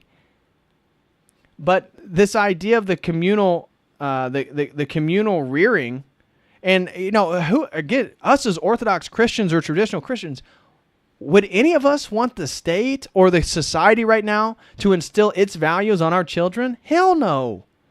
It's evil. We're up against a satanic agenda. And so it sounds warm and fuzzy to say abstractly that a child belongs to the entire community. But as someone who supports well-funded public schools, a social safety net, neighborhoods with eyes on the street, charitable work on behalf of needy kids, and the ethos of looking out for any kid who finds him or herself in need of adult assistance, I emphatically believe that your kid is yours and totally your responsibility, that kids belong to their families, not their communities, and the converse formulation is dangerous. Yeah. Kids depend upon individuals, not diffuse collectives. Exactly. So again, this gets back to our theology of personhood. Our theology of personhood, that again, the interaction of love and integrity and care, that only exists from person to person, not from person to an abstract concept of a collective entity that you can't name or touch. That's not going to instill those values. To get vaccinated, enroll in school, steer clear of peanut allergies, and get strapped into a car seats. And having parents take responsibility for their own children is a collective necessity in a pluralistic society. Parents raising their own children as they see fit can disagree vehemently, even on deeply held values, and coexist with nothing more dramatic than incredulous bitching to their spouses about the other nearby parents. Conceive of the community as ultimately responsible for raising kids and see how suddenly intractability, contentious, and upsetting a formerly thriving place becomes. Exactly. A secular progressive parent put in a small town of devout Mormons would be the first to tell you that he gets to decide how to raise his kids, not the community. He would be exactly right. But now, because the progressive ideology is, well, at least the institutional power of that ideology is so pervasive, they are trying to force it on us now. Again, Americans have lost their traditional values because they gave it up. They gave it up. Of course, such views have plenty of detractors. The conservative interpretation of Harris Perry's video is entirely misguided, says one Andrew Sullivan's readers of The Dish. She is not saying that anyone has a legal interest in your kids. Look, none of us want our kids. None of us want your kids, okay? None of us want to take them away from, which now, I don't know if you guys have seen some of the stuff coming out. I recently saw a tweet by some journalist saying, what if all the domestic white supremacist terrorists, we took their children away from them, we raped them, and sent them to concentration camps? Or I think it was molested them. And she thought it was funny. She thought it was funny. I shared this on my personal Instagram. She thought it was funny. They do want to take your kids away. They're already doing it in Canada, right? Your kid goes to school. He gets brainwashed by all this propaganda. He comes home and says he's a girl. You say, no, you're not. No, you're not. You're a boy. That crap's not going to fly here. Well, then he goes back to school. The school tells the state comes and takes your kid from you. It's already happening. It's already happening. She is saying that we all need to think of children as a collective asset of our society. Sure. I don't want your kids, but I don't want your kids to grow up. But I do want your kids to grow up educated, productive, and thoughtful members of society. That's good for me, for my kids, and everyone else. Society has an interest in the welfare of our kids, and we should continue to try to support them as best we can. It's called a civilization, and everybody should try it. How condescending. How condescending. Anyways, so we see the nuclear family is the number one source of this revulsion against the patriarchy. Bad fathers perpetuate, and then so the next point I want to make is that bad fathers perpetuate the problem. Bad fathers perpetuate the problem. If you had an abusive father, if you had an alcoholic father, if you had an immoral father, your sense of masculinity, your sense of the quote patriarchy is going to be tainted. Your father sets the tone for how you understand this stuff. Your father sets the tone. So again, these daddy issues, the revulsion against the patriarchy, a lot of it is due to the fact that we had bad fathers that perpetuated the problem, that they, again, weren't in control of themselves. And so they allowed for the abusiveness, for the alcoholism, for the immorality to fester and thrive within their own homes. And so that all that does is a weak father as I said, will masculinize his daughter because she's going to have to take care of herself because she can't depend on her father to do it. He's not a strong source. He's not a strong source of masculinity. And so he'll allow for degeneracy, as I gave with the example of the father who is proud of his daughter for having an OnlyFans and allowed her to do it in her bedroom inside his own home. I mean, how can you imagine that? I cannot even wrap my head around that. So incompetent fathers don't command respect. Incompetent fathers don't command respect. And you have to have respect. You have to have respect. Respect is how we... Well, again, that's sort of the formality of society. And I got that from my father. Respect, showing respect, looking people in the eyes, speaking directly, firm handshakes. And so incompetent fathers don't command respect, and therefore the women with the daddy issues, the feminists, the progressives, in our society, why would they respect the patriarchy? Why would they respect the patriarchy? Their own fathers never commanded respect in the first place. Their own fathers. And so ultimately this revulsion against the patriarchy is also a rejection of legitimate authority. Legitimate authority. That is part of the problem. Instead of submitting to exterior authority, people are their own source of authority. And that's part of these daddy issues. That's part of the societal daddy issues that we have in Western civilization, is that nobody wants to submit to authoritative structures. What does the church have you do? You have to submit. You have to confess to your priest. You have to follow the hierarchy. You have to follow the church. You have to follow the patriarchy. You have to submit. You have to submit. But when we see, again, the perniciousness of the revulsion against the patriarchy, is also a rejection against legitimate authority in favor of illegitimate forms of authority, i.e. the Biden administration, i.e. BLM, i.e. collective corporations, right? Somehow Nike now dictates our ethics and our morality in the United States. When did this happen? When did the same people who hated capitalism also go and buy Nike sneakers to show how moral they are? And so this is a sign of people unwilling to submit to legitimate exterior authority. Legitimate exterior authority. And in so doing, they become their own sources of authority. And what does that lead? My truth, your truth. Relativistic epistemology. Right? And so relativism and self-worship. And that's what we live in America. I mean, if we are the biggest exporter of self-worship, degeneracy, and relativism. I mean, it's hard to have patriotism right now as an American. There's not a whole lot to be proud of. Everything that's happening in the name of America and the United States, I don't even agree with. And so the relativism and the self-worship is the obvious follow. It's the obvious consequence of the rejection of a legitimate authority due to the revulsion against the patriarchy. And this also leads then to meritocracy. And meritocracy is under attack in our society because meritocracy is deemed unfair. What did Harvard just do? Well, we're now going to alter, test scores to get in here. We're gonna raise and enhance scores for, people of color. It's going to be harder. We're going to now limit the amount of Asians that can get into Harvard. I thought this was about meritocracy. I thought education was about those who could perform. And then it's not. It's not. Now we have participation trophies. Participation trophies, again, which were really getting going when I was kind of getting out of my youth. But the participation trophies is an attack on meritocracy. Right? It doesn't matter if you're better than somebody else or you're qualified or you're good. Everybody wins. Everybody wins in the end. And you teach young kids that, and they're going to then reject the meritocratic standards of society. Well, that's unfair. That's unfair.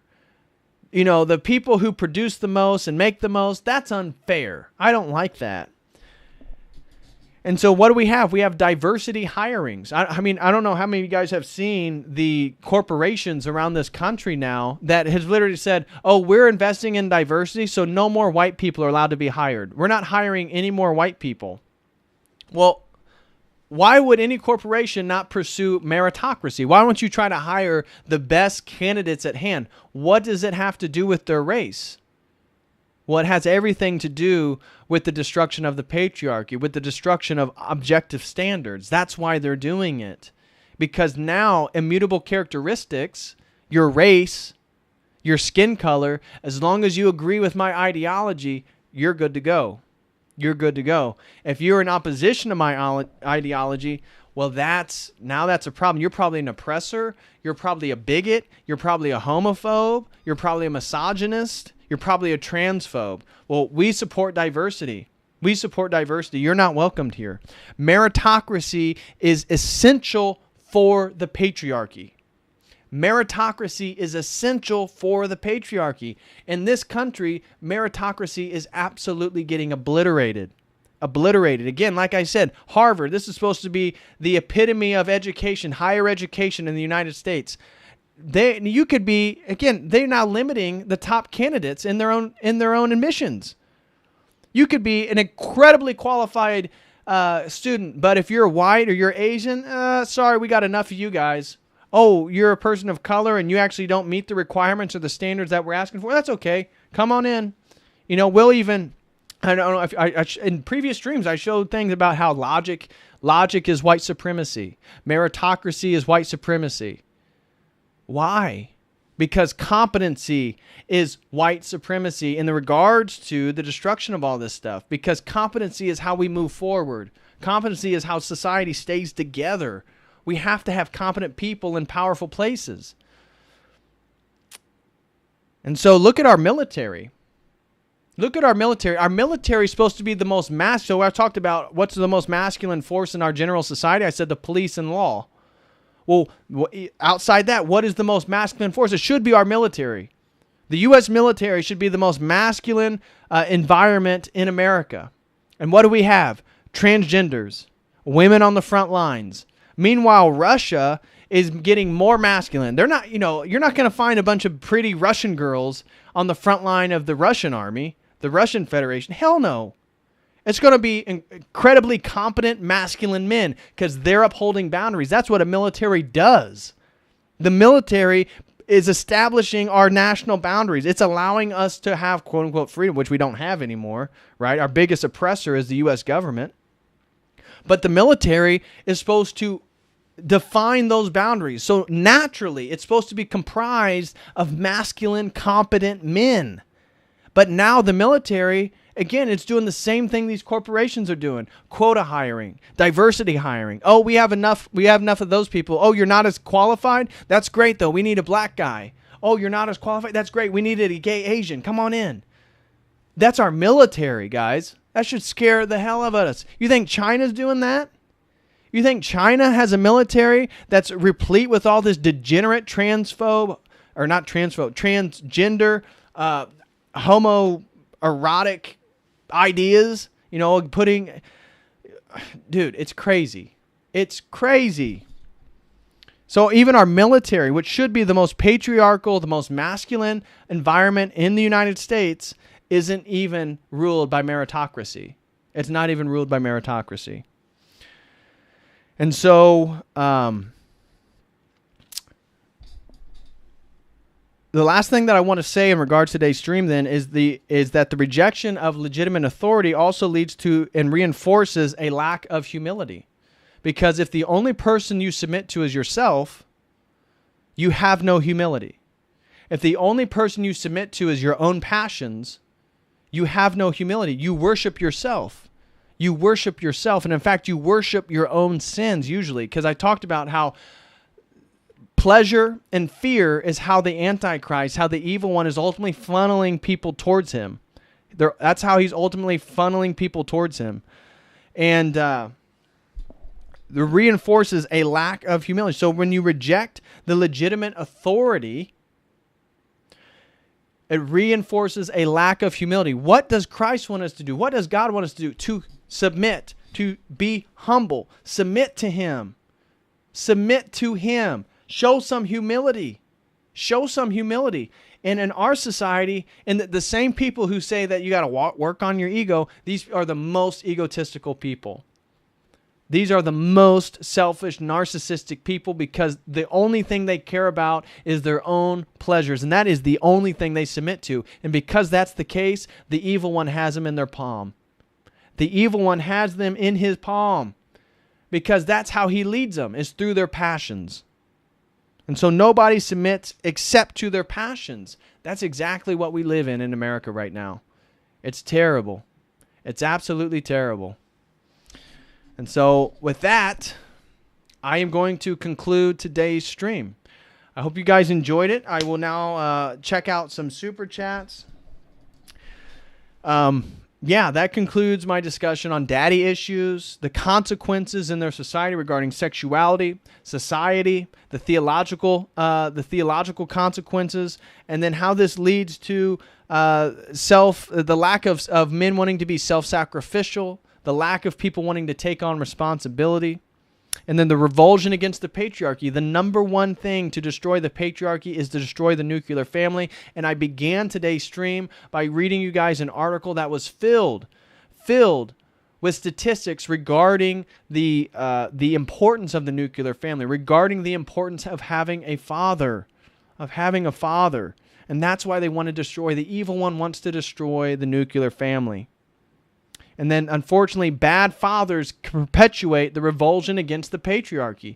If your father was an alcoholic, he was abusive, he was immoral, he was all these different things, why would you respect the patriarchy? He's the embodiment of all that. How would you become closer to God? He's the embodiment of all that. And then the rejection of legitimate authority. That's the third leg of this revulsion against the patriarchy, is meritocracy and legitimate authority, competency. And that's why we see the feminization of sports. Look how feminized the NFL and football is in the last 20 years. Look how feminized the NBA has become since the time of Michael Jordan in the NBA of the 90s, when you had, physical play, all this stuff. Look how feminized everything has become in regards to sports, because that's where they could decompress. That's where they could be men. We could see meritocracy at play in sports. And that's why it's now becoming the hub and the central nexus for the propaganda, for the feminized, degenerate propaganda. They're trying to make sure there is no bastion of masculinity and meritocracy left in our society. That's the goal. That's the ultimate goal of the evil one. So, I did have another article here. Here, maybe I can read this real quick. I thought this was pretty interesting, this article here. It has all these good little things you can download. Facts about the absence of a father. So this is from fatherhood.org. So this is a good website in favor of fathers. And so I'll just read a few of these. Involved dads improve their children's overall emotional and social well-being. Children with involved dads are less likely to be mistreated. Children who live with their dads do better in school. Adolescent teen boys who live with their dads are less likely to carry guns or deal drugs. Involved dads reduce mom's parenting stress. So we find that actually women are better served in the presence of a man, of a nuclear family. The feminists will tell you the exact opposite. According to the U.S. Census Bureau, 19.5 million children, more than 1 in 4, live without a father in the home. Think about that. More than 1 in 4 children don't have a father in their home. Children with imprisoned fathers are more likely to have depression. Children living without their father in the home are 47% more likely to live in poverty. 47% more likely to live in poverty if you didn't grow up with a father. Men with absent fathers are more likely to become absent fathers themselves. Women with absent fathers are more likely to have children with absent fathers. Why? Because that's how they've embodied the masculine principle. That's how they've understood the masculine principle. And subconsciously, they're attracted to it. And then they mate with a man who embodies those same principles. And he's not there for them. He's not there for them.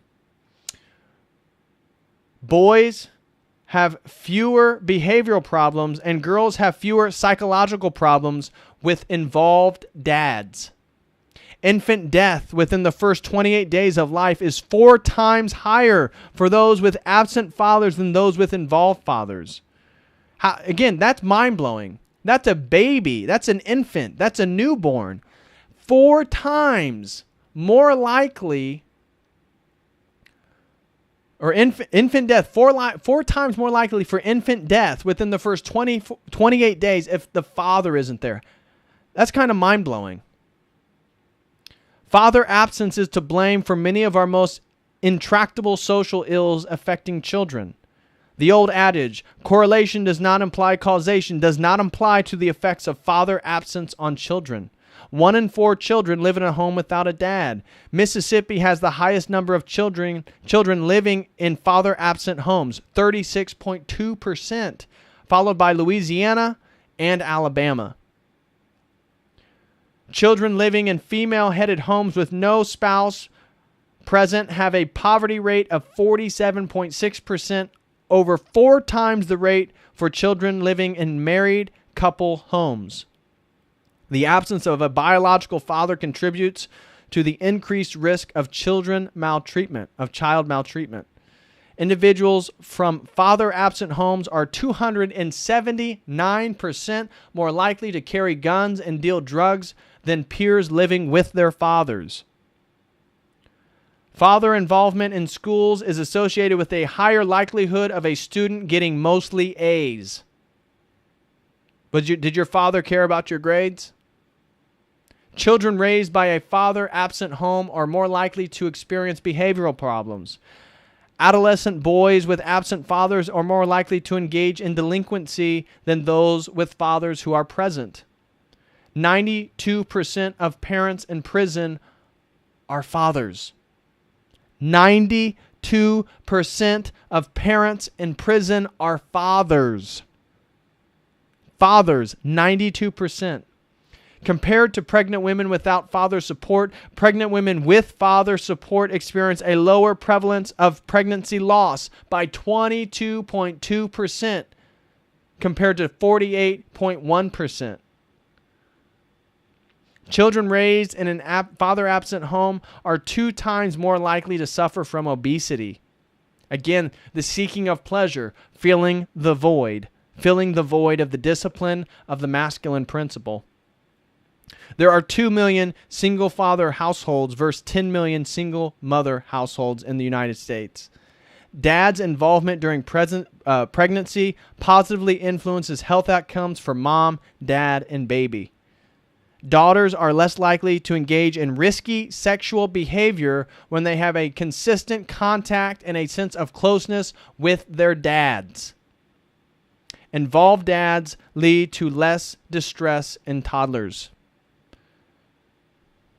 So that was some of the stuff that I will lead you guys with there. And now I will check out the super chats here.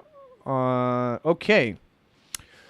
So the first super chat comes from Rosie Clown. She donated $10. Thank you very much, Rosie Clown. She is, I believe she's over at Constantine and Elena here in Indianapolis.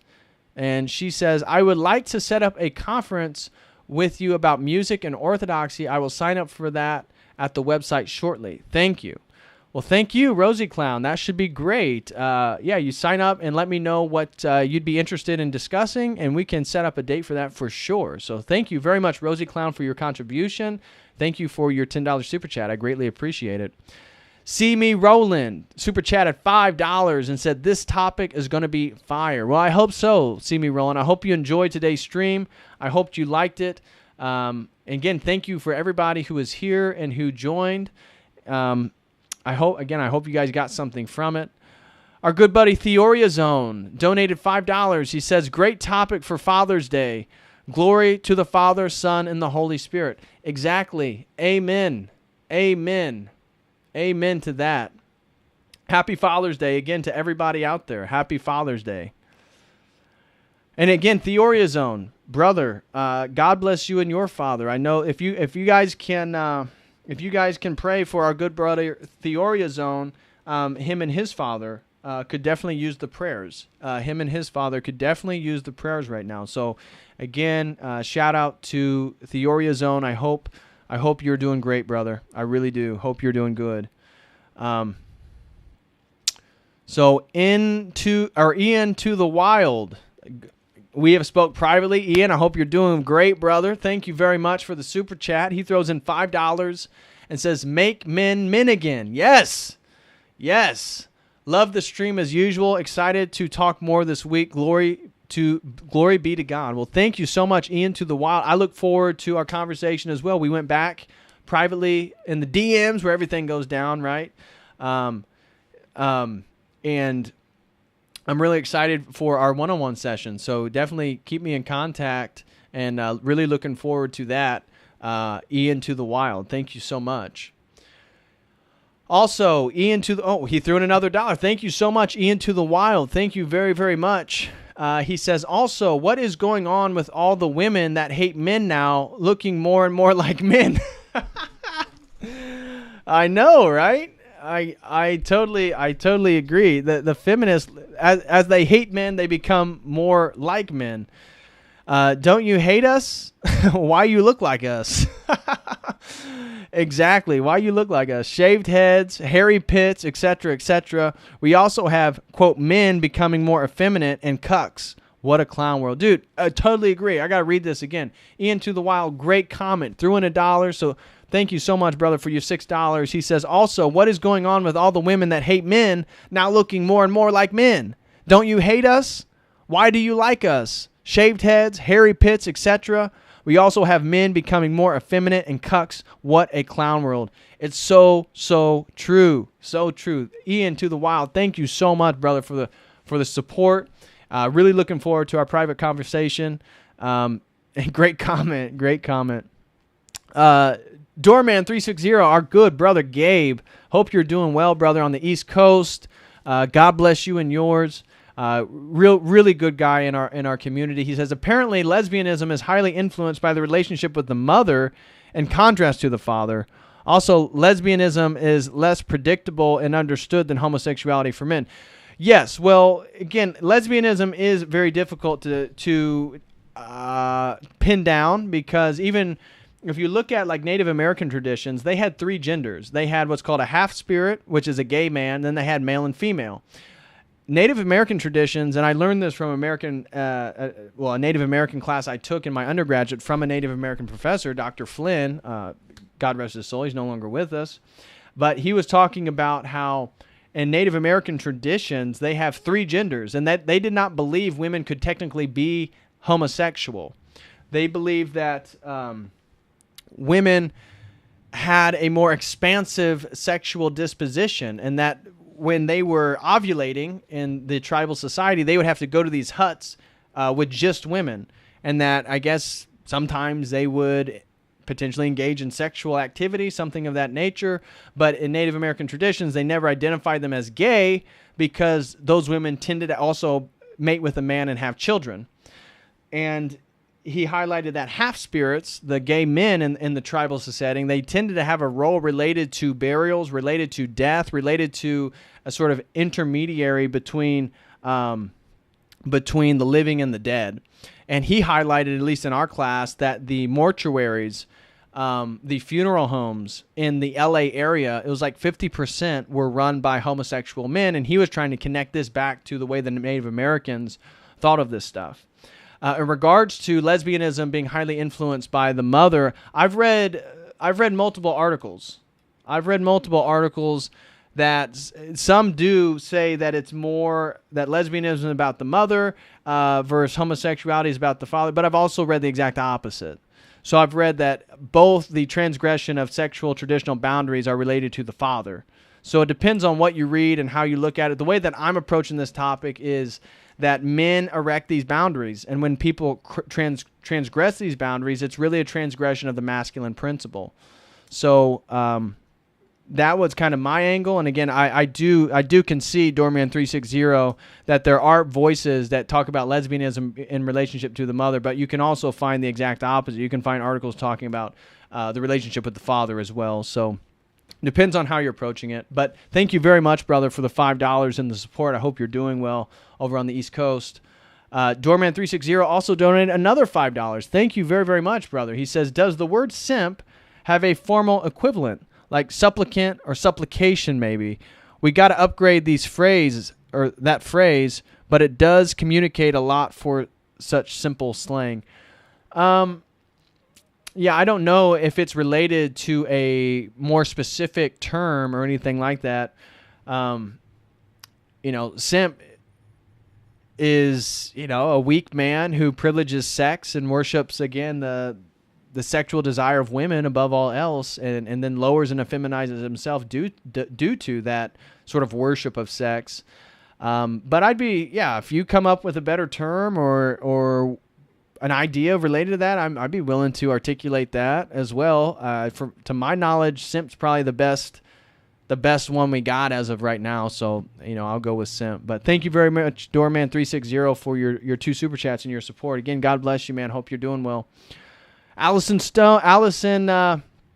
one says Allison Antone, also known as Woke Cat Mom in our community here, says, COTEL community, please share this stream with your friends. So important. Down with the destruction of the nuclear family and boundaries. It is so true. And Allison, thank you so much. She's the one that gave me the idea for today's stream. Allison and I did a one-on-one yesterday, and while we were talking, she brought up the daddy issue stuff or this general topic, and I said, you're right. And I told her, I could title it like Daddy Issues and Revulsion Against the Patriarchy or something like that. And she said, oh, that'd be great. And so thank you to Allison for today's stream. So thank you so much, Allison, for the $5. Again, she says, COTEL community, please share this stream with your friends. And so important, down with the destruction of the nuclear family and boundaries. So true, so true. Thank you again, Allison, so much for your support and everything you're doing. And God bless you in your journey into orthodoxy. It's really great to see, again, your progression and where you're at and where you're moving towards. So God bless you, Allison. Thank you again so much for the support. Thank you for the idea, the stream, and the inspiration. Oh, my God. Clown World. What?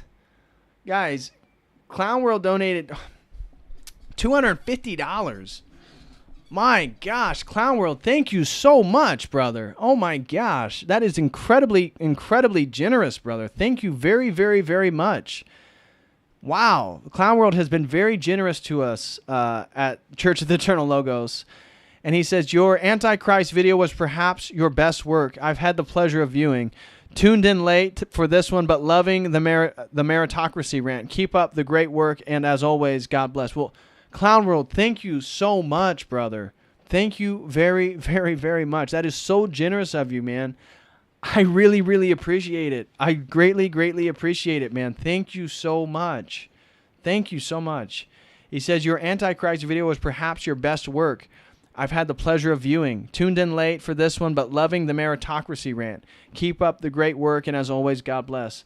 Absolutely, man. Thank you. Thank you, thank you, thank you. Wow. Rosie Clown donated $20, and she says, I had a cockatiel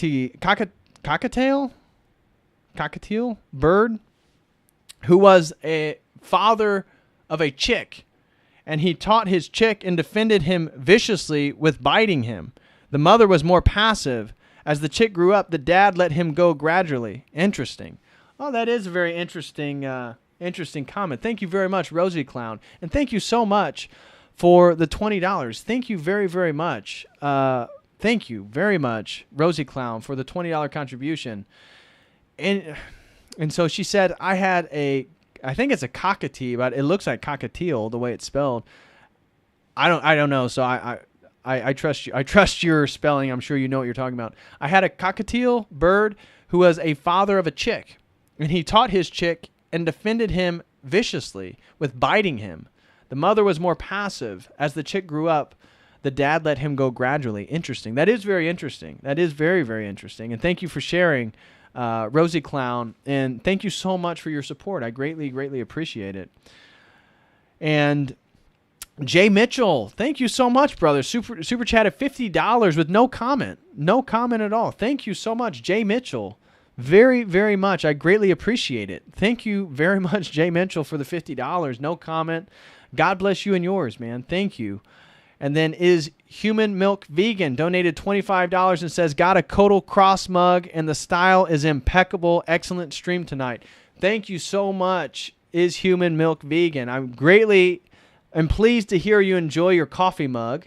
I'm glad that you like it. And thank you so much for again getting merch. I appreciate you getting the merch, and thank you so much for tuning in tonight to the stream and supporting with $25, guys. I greatly appreciate it. Thank you so very much. I greatly appreciate it. And so, wow, guys, I'm blown away by the generosity tonight. Thank you so much, everyone. Thank you very much. I greatly appreciate it. And so, special shout out to Clown World again. My gosh, brother, thank you. Shout out to Rosie Clown. Thank you very much for your generosity tonight. See Me Rollin', Theology Zone. God bless you, brother, and your father. Ian to the Wild. Why do I always say Ian to the World? Ian to the Wild. Thank you so much, brother, for your super chats and your generosity. I look forward to speaking with you privately. Doorman360, thank you so much, brother, for your support. And God bless you over on the East Coast. Hope all is well. Also, Allison, thank you so much for your support. Clown World, brother, thank you. Rosie Clown, Jay Mitchell, and Is Human Milk Vegan. Thank you guys so very much for your support. I greatly appreciate it. And wow, what a night. What a Friday night. So, again, I'm going to hop off here. It doesn't look like... Tony Soprano. Wow, I didn't know Tony Soprano was here with us. He throws in $3. Thank you so much, Tony Soprano. He says, great topic. What do you think about males hiding out in homosexuality, transsexuality due to the attack on traditional masculinity? They became a privileged minority and life is easier. They may not even truly be gay, but are too far gone to become true. I haven't thought about that, Tony Soprano. So Tony Soprano says, great topic. What do you think about males hiding out in homosexuality, transsexuality due to the attack on traditional masculinity? They become a privileged minority and life is easier. They may not even be gay, but are too far gone to become true. You know, I wouldn't be surprised. I wouldn't be surprised that there are some that are just, they try to choose the identity of being a homosexual or transgender or whatever because of the general attack on masculinity in society. And it's a bit daunting, right? Because for us to stand up against it, we have to have a connection with who we are, our true selves, and we have to have a connection with God. That's the only thing that gives us strength to fight the institutional power in the world. Everything is against us. Everything in the world is against us. So I wouldn't be surprised if that's true. I'm not totally familiar, Tony Soprano, if there's quite a few people that are doing that. But I wouldn't be surprised if there are, because it is easier. I mean, you get a privileged status. You get, you get the diversity hires. It's easier to get a job. It's easier to get a scholarship. It's easier to get accepted into college. All this stuff is easier if you identify as LGBTQ or you're POC, a person of color. So I wouldn't be surprised if a lot of white men, or some white men, I wouldn't say a lot, if some white men, due to the anti-white rhetoric and the anti-masculine rhetoric, leave people to pursue homosexual, transsexual identities to just attain some sort of status in society. I would not be surprised. So, Tony Soprano, thank you so much, brother, for your $3. I greatly appreciate it. And so with that, guys, I'm going to hop off here. Again, God bless Clown World, Woke Cap Mom, Theoria Zone, first name, last name. Thank you, brother. He says, you are great, COTEL. You are great. Thank you so much, first name, last name. Connor Iron Ready says, you look smooth as hell. Thank you so much, brother. I appreciate that. I really do. Stephen Mulroney, God bless you. God bless everybody in the chat. God bless everybody who super chatted and donated tonight.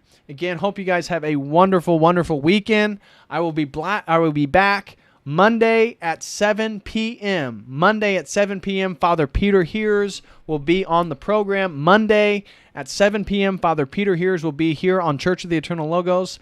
I may stream Sunday. I may stream Sunday, or I may wait till Tuesday. So I'm going to do a second part on today's topic, and I'm going to look into the divine feminine. So I think that's going to be the next stream, other than our the scheduled stream with Father Peter Hears Monday at 7 p.m. So make sure you come for that and join us with Father Peter Hears. And I'll see you guys either Sunday, Monday, or Tuesday. I may stream all 3 days. Who knows? So Sunday, Monday, or Tuesday, I will see you guys again. Again, thank you so much for all the support. Thank you, guys. God bless, and I hope you have a wonderful weekend. And until next time, as always, God bless.